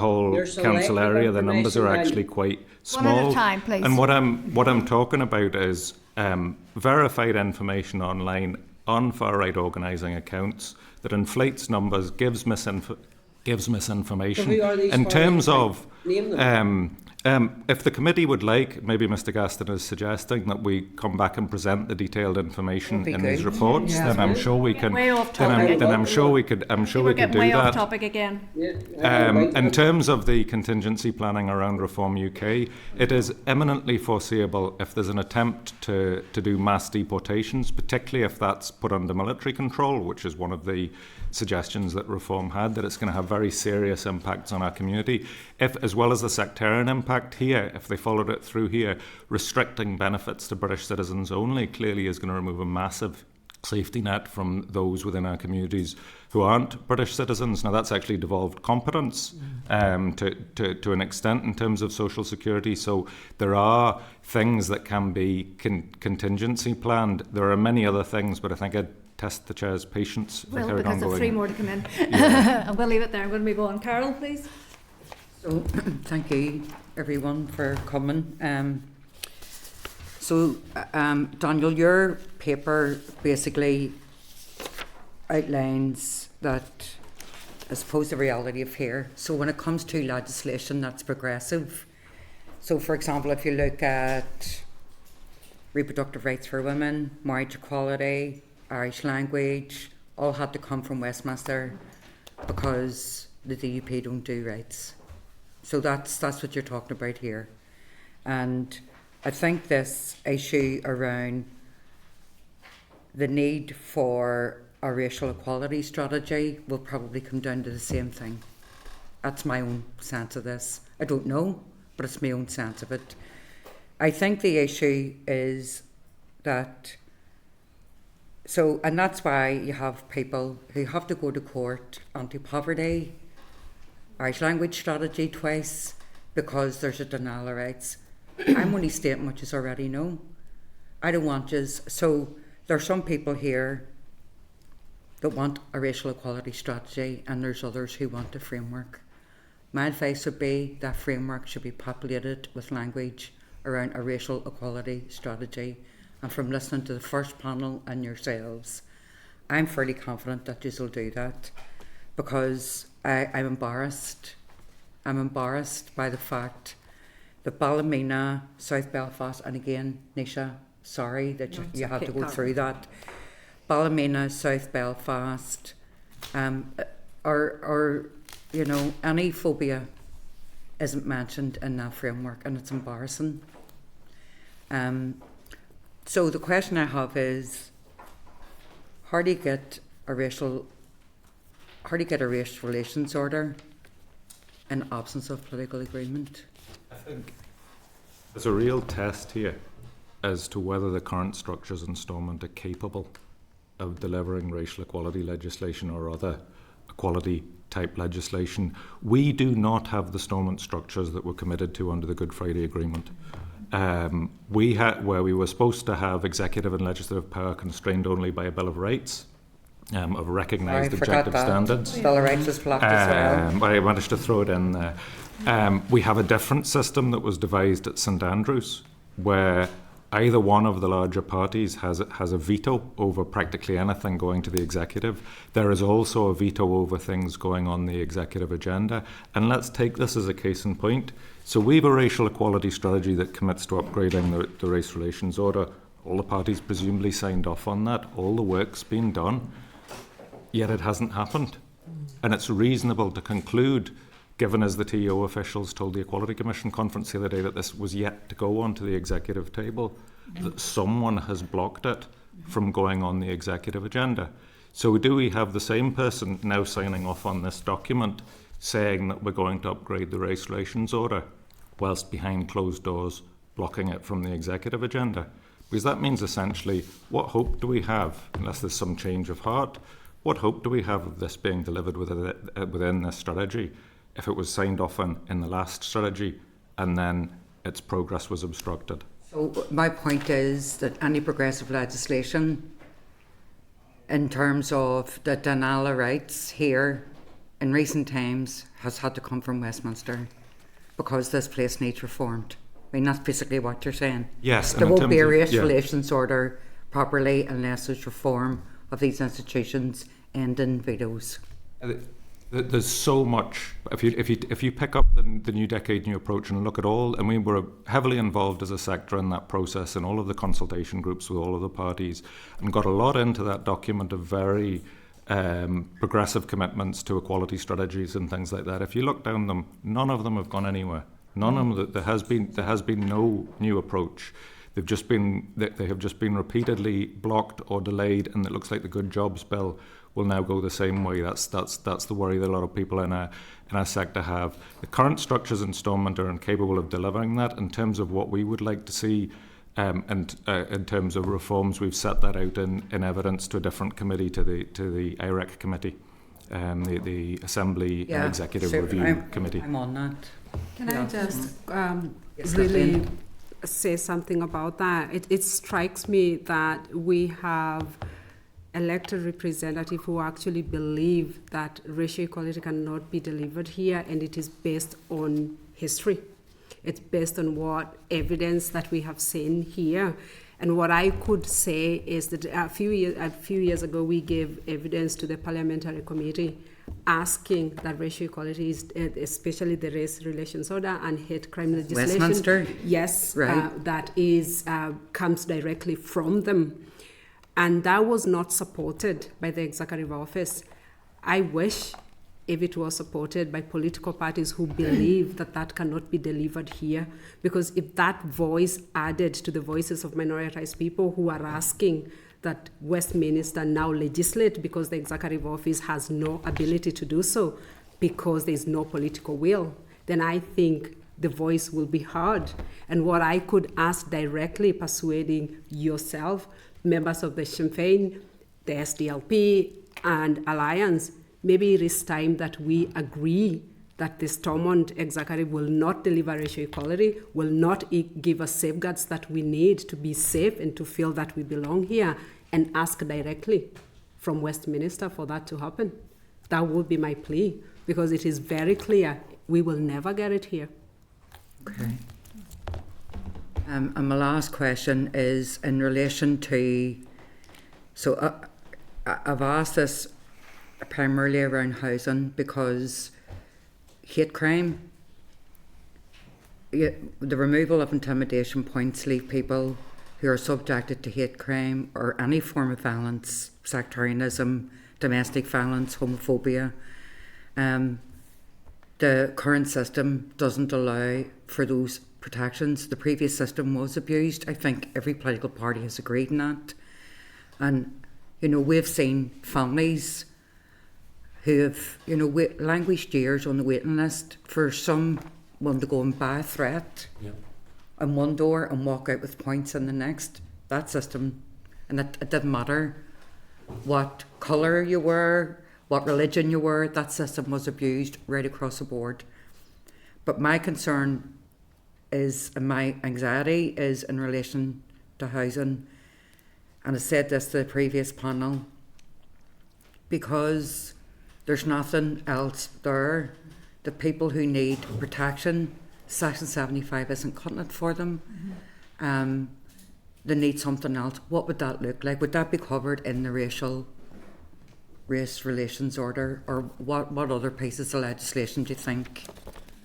I mean, the Bill of Rights would have had a right, enforceable right to housing, and which could have dealt with the lack of a state response. And this said, intimidation points were removed. There was, yes, as with every system, there was a level of abuse. I don't think that's the reason why it was removed, though. Primarily, it was removed in the mouth of a judicial review taken by the Human Rights Commission that related to the gap or gaping hole in the law around victims of misogynistic violence and domestic abuse. It didn't cover that particular category. That was the context in which it was removed, and it leaves a significant gap because people can no longer get intimidation points. It also actually leaves a gap in data gathering and mapping how much housing intimidation is going on, because it's now much more difficult to track. And there's no real indication that it's gone down. But we will no longer be able to rely on statistics in relation to intimidation point applications. That's me. Thank Okay, you. Thank you. Philip, please. Thank you, Chair and colleagues. Thank you very much for coming on. Though I must say, I think the latter half of the presentations have been hugely disappointing and become very political. Dr. Barr, obviously you're entitled to do this, but you're a member of the SDLP. And you're entitled to hold that position. You're an elected representative for the SDLP, but I just think it's important that the record reflects that. And you may have a view that the SDLP... I'm not speaking here on behalf of the SDLP. I'm speaking based on my lived experience and also evidence-based actions that we can see. The SDLP, the Alliance Party and Sinn Féin should do a particular thing. When you're saying that, I think it's important to I think it is clear from Karen where she is mentioning... Could you let me finish? Yeah, go ahead. I think when you're making proposals that contain your political party, that you should declare that to the committee. So I just want to have that on the record. Daniel, I think your contributions were highly political. I'm factually incorrect on a number of occasions. So firstly, I think you should quickly reflect and retract the remarks you made about the Speaker. Your own document states, in a quotation mark, he said that a speculation that the flats are to be used for illegal immigrants is rife. You said in your earlier remarks he stated that the flats were being used by illegal immigrants. So this is being recorded and broadcast. So if I were you, I would quickly retract your statement about Edwin Poots, because it's very, very misleading. And he may wish to take that further. You make comments about the Good Jobs Bill, which you know nothing about. Okay, so you have no idea what's happening at the executive on the issue tomorrow, but yet you come out with a blasé statement that it's going to be blocked by the DUP. So don't make blasé statements about issues that you don't know. You then go on to state that you don't know, it wouldn't happen anywhere in Northern Ireland that Catholics or Protestants would be put out of areas because of their religion. Have you heard of Torrance in North Belfast? Oh, stop it. Ridiculous. I'm happy to answer the questions. You can answer the question whatever way you see fit. Let's read into the record exactly what Edwin Poots said. He said, speculation that the flag, and it was Edwin Poots. Thankfully, I did get the right person. You did. Although he's actually described as an MP here. He is, of course, an MLA.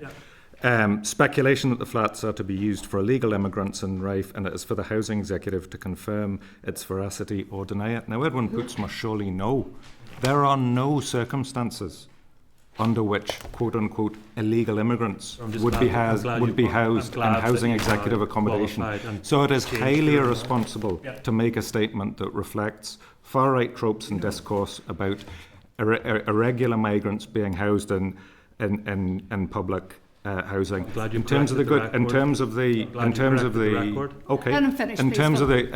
Good Jobs Bill, let's see what happens. But I do know there was a trade union protest here last week, which you did speak at, and there was quite serious concerns about this, not about the Good Jobs Bill.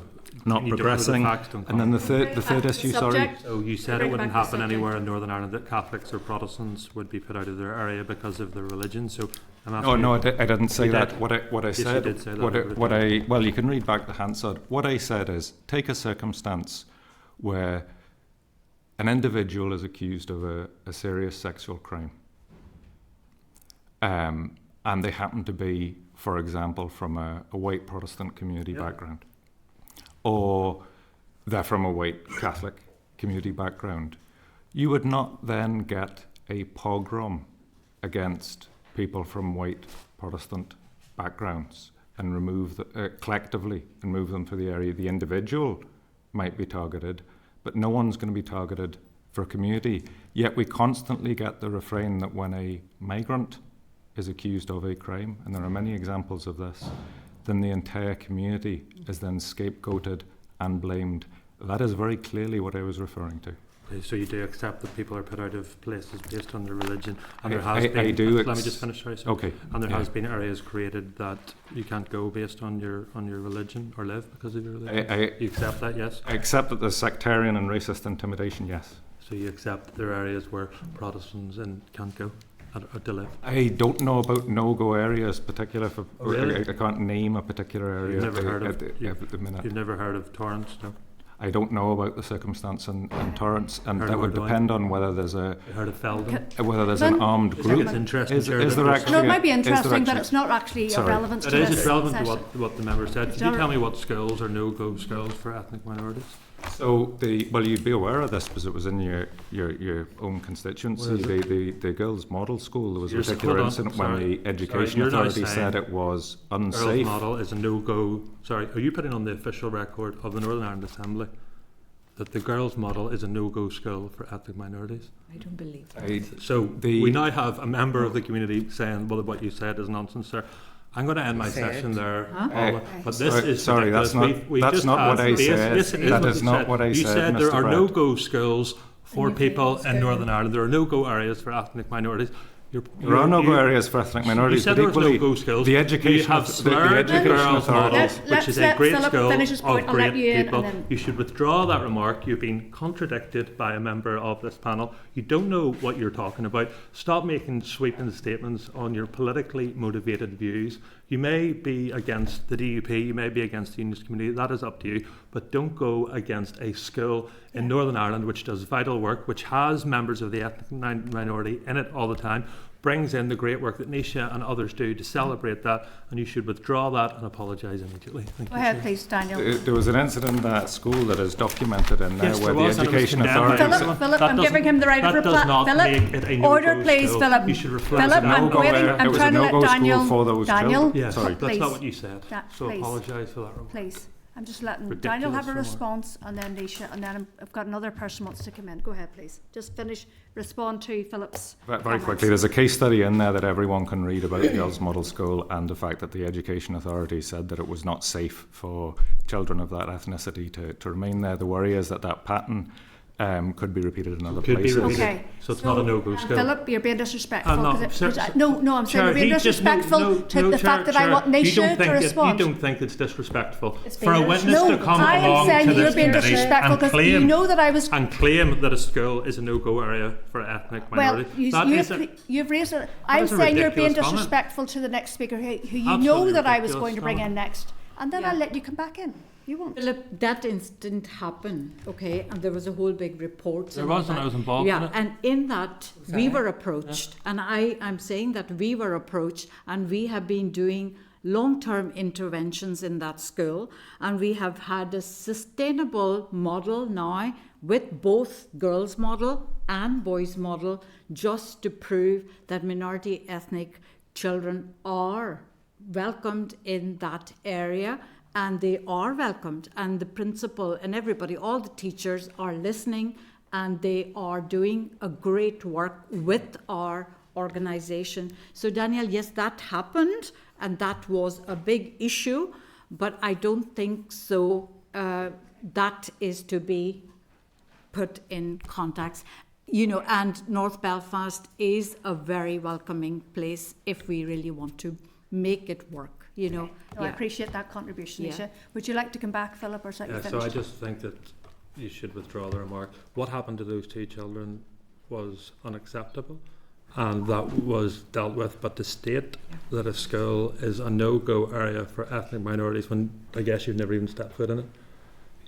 You just comment on from high, on working class Protestant communities, like all the work that you do. Well, I think you're trying to throw sectarian mudslinging there and pretend that I'm sort of attacking a community. You But are. I'm not. I'm attacking You are. far. You have I'm all attacking. day. I'm attacking my far-right goodness, actors. please. Your evidence session has been full Where did of- that come from? I'm I attacking invite you to far-right. this- I'm if I can attacking. I'm invite you to attacking this- far-right actors who are involved in intimidation. I do have other examples. Nobody can hear anybody right now. And so yeah. all I'm going to do is... Look, would I be able to propose that we as a committee invite Mr. Holder Yes. to visit the girls' model? The clerk will and take then that he down. could outline to them why he thinks the school is no-go. It was at that point for those girls, Philip. I'm Mr. pleased Holder that. and Mr. Brett No, and go Mr. ahead, Gaston, Brett. I'm now going to second name, so that's we're moving on. Please go ahead, please, Deborah. Thank you. I'm entirely disappointed, like my colleague, in terms of how the end of this session has went, because to be honest, talking about the DUP in terms of that we are deniers of rights and one thing and another, me and Philip are sitting here on this committee scrutinising this document. Our party is in the executive. We hold the Deputy First Minister position. We would not have got to this stage if we were deniers of rights. So I think people need to reflect on their language as well. The irony of what we're discussing here is about inclusion, and I think to denigrate other parties, to cast aside unionism, really, I have to say, and the DUP in relation to this discussion has been outrightly disgraceful today, and I am disappointed about that, because myself and Philip come here as 2 people that are willing to listen, to inform ourselves and to scrutinise these documents. So I would ask people to reflect on what they have said today, because today there was political pleas made in this committee around what should be taken forward. I've never heard the like of that in a committee before, where other parties have been taken out of that and a plea was made to other political parties. So I want to put that on the record today, that I find that quite offensive to the other parties that are within the executive but also sit on this committee. Just in terms of, Daniel, you had made some points around paramilitarism. Mhm. Can you clarify what you mean by that? Around paramilitary involvement in Yeah. racist violence. Yeah. That many of the incidents that have involved racist intimidation and violence have links to certain elements of loyalist paramilitary groups. Do you believe Republican paramilitarism has been involved? There's no indication of that yet. Okay, because So- I represent the community in Fermanagh and South Tyrone, and I have seen Republican activity related to intimidation, particularly around immigration as well. So I think that it is not just loyalism. I think we need to call out paramilitarism right across the board. So would you call that out today? Wherever there is evidence, yes. I mean, we're doing it. The 2 reports we initially did focus on far-right organising, because it was Ballymena and other places that largely focused on You British Loyalist Connection. referenced Newry If today. you let I me find finish. it very strange to see people in Newry Yeah. stand with a tricolour. I would find that Well, very some of strange. your if party they were, representatives no, if they were addressed them. loyalists, I would find it very strange if they If were you'd let me, holding if you'd let me finish, the first 2 reports we did, the 3rd report we're doing does relate to Newry, where the far-right activity is essentially Irish tricolour waving far-right activity. It's not British far-right activity. It's not loyalist linked at all. We've not identified any links to any paramilitary organisation, like a named dissident Republican organisation, for example, to any armed group. And I think we need to make a distinction here between racist discourse and far-right ideas and things like that are taking hold through social media across all communities. They're not just affecting one or two, but what we're talking about is specific far-right actors here. And there's clear indications of paramilitary involvement, whether you want to look at the IRC report, some of the PSNA statements, but also where it's even more obvious, where you get a new housing estate and you get UDA flags going up and then the words locals only or no foreigners being painted next to them. That's not just in loyalist communities, though. Most of the incidents that are mapped. Give me figures. I don't have the figures on the top of my head. Okay, so we don't have the figures. But there is. I can give you patterns. It is right across the board. Doesn't fit his narrative. You know, the statistics don't fit your narrative. The overwhelming majority of these incidents. Daniel, yeah. you address your response to Deborah. Deborah, do you want to move on to another line of questioning, and then because I don't think I'm getting anywhere. I would like to see the figures in relation to what he is saying. Very select figures. I just want to also state. I don't want to open up this again, but I do just want to state. I did a quick check in relation to schools, okay? There's a schools admission code for 2021, okay? And within that, it talks about admissions for vulnerable children. So for me, the sweeping statement that schools are no-go areas for children from an ethnic minority is totally blown out of the water whenever you look at the schools admission code. So I would advise you to go and look at that schools admission code from 2021. Okay. To be clear, it's not the schools admission policies that make schools unsafe for ethnic minorities.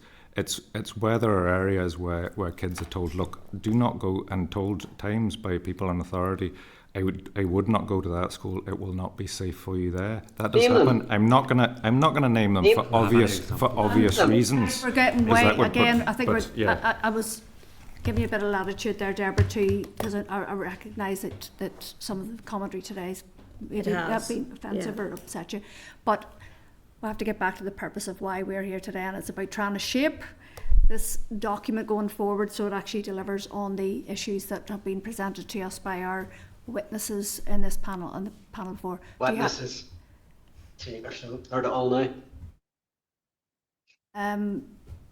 Deborah, have you any other questions? Yeah, there was just one more. Lillian, this is definitely related to the actual document. So Wales, Scotland, Republic of Ireland, I have seen in your submission, you have said basically that they're stronger in their approach. So I'm assuming from that you would see that as regions of best practice. Though Wales they're working towards an anti-racist nation by 2030. And Scotland deliberately used the language of anti-racism, focus on identifying, challenging and dismantling and structural institutional racism. Okay, so my challenge around that is how that is actually done, because if you reach a stage where you have an anti-racist nation by 2030, how do you quantify that? And how is that, I suppose, in a way policed? Because you can't stop once it comes to 2030 if you've reached that goal. But I'm also not sure how you actually achieve that, because we've talked there, you talked yourself about online abuse and how that is placed. I mean, I received online abuse, in the last few days, and that you're challenging social media companies. That's just not a government issue, that's wider, because we're talking about businesses here. So how do you actually achieve that, if that's something that you feel should be contained in a Northern Ireland context in any strategy going forward? Deborah, thank you very much for that question, and thank you for asking it, because we went with one of your colleagues to Wales to try and see how they will achieve that, and that is why I'm confident they will. They have backed all their strategies and outcomes with resources and also knowledge. First of all, education.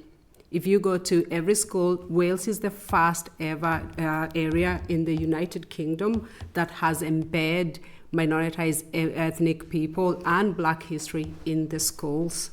It is part of their curriculum to understand how people come to this country, to educate young people, to embrace different cultures, different languages, and to fully feel included. Minoritized communities and Welsh children, they use language that is very inclusive. That is the first thing, which it means from the start, we do not see minoritized people coming to Wales as different from Welsh people. They have embraced that. So if you look at how they recognize even the lived experiences, for example, for people, and ensure that all policies, not just racial equality policies that they have, education, infrastructure, everyone is included in that, but they also invested in it, which lacks in our own framework. And that is why I do believe their vision will be achieved, because it's not just talk. There is an action plan that they are using, which is supported by resources, and they have made tremendous progress in that. If you go to Wales right now, I think a lot of people, yes, racism is there, it's a global issue, but at least they're making a lot of effort in ensuring that people who look different are all seen as Welsh. Mm-hmm. So that is one of the best, for me, if we are to look at within the context of United Kingdom and the Republic of Ireland, I will recommend the Welsh. Okay, I'm going to move on to the very last.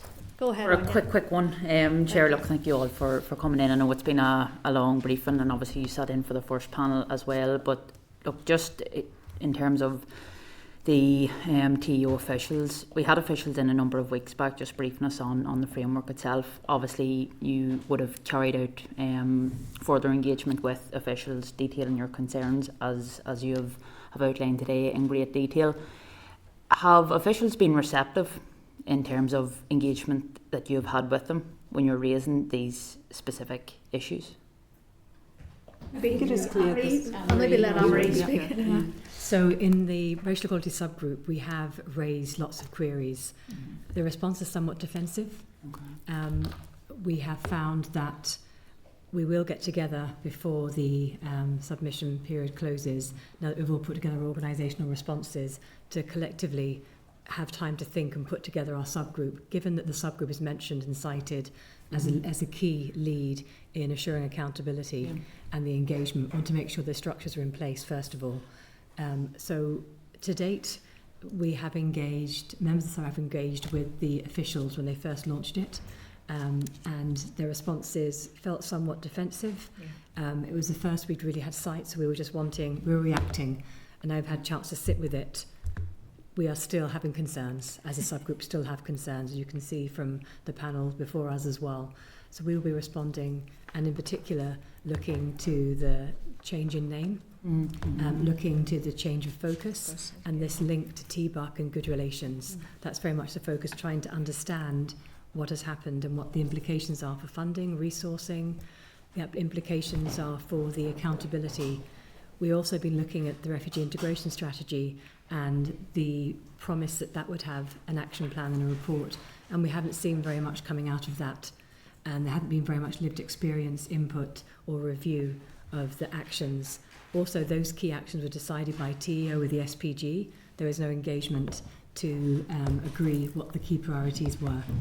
So it feels quite distant, and we're watching, and we'll be responding accordingly. We had direct conversations already with TEO. Nothing we're saying now is out of hand. We've had those direct conversations with the director. There was an event last week with the Equality Commission Northern Ireland, which everybody spoke quite frankly, and we engaged very well there. But as the subgroup itself mentioned and cited, and the role that we have, we need to ensure that we understand that mechanism and the structures that go to support that. And if there is a two-way process to influence, we need to make sure we know what those structures are and use them accordingly.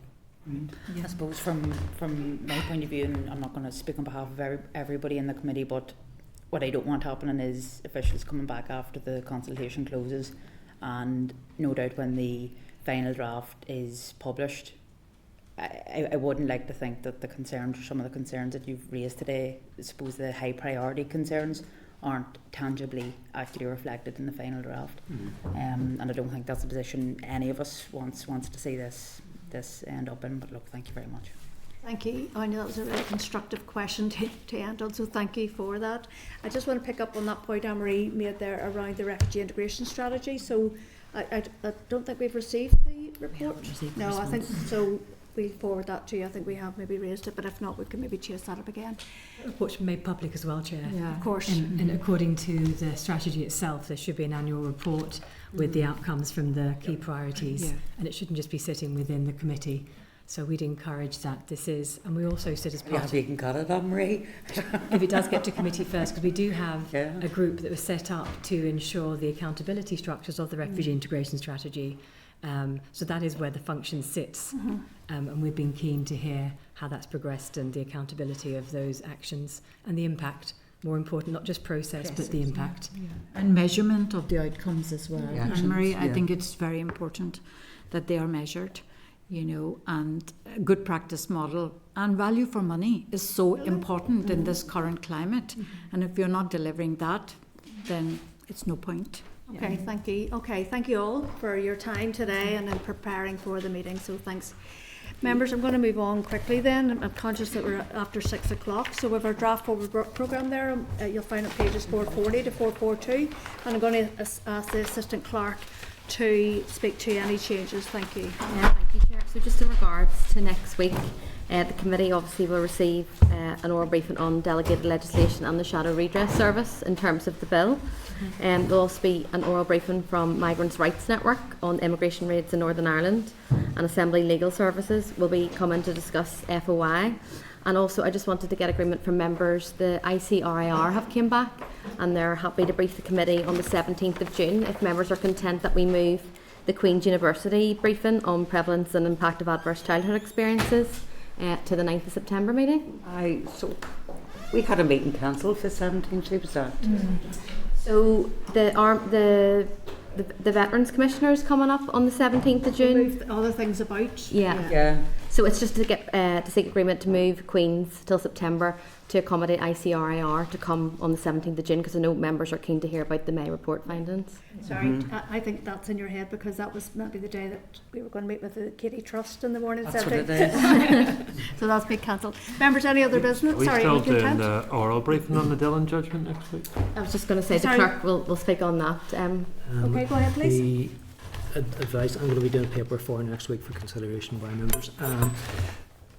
We have been informed that because the date for the review has now been set later than originally expected, there are no limitations to asking questions of the Equality Commission when they do appear before the committee on the 24th of June. Sorry, no. So because it's not, it's only down for listing, isn't it? Yes. It's not. Yeah, so the sub judice doesn't kick in. Yeah.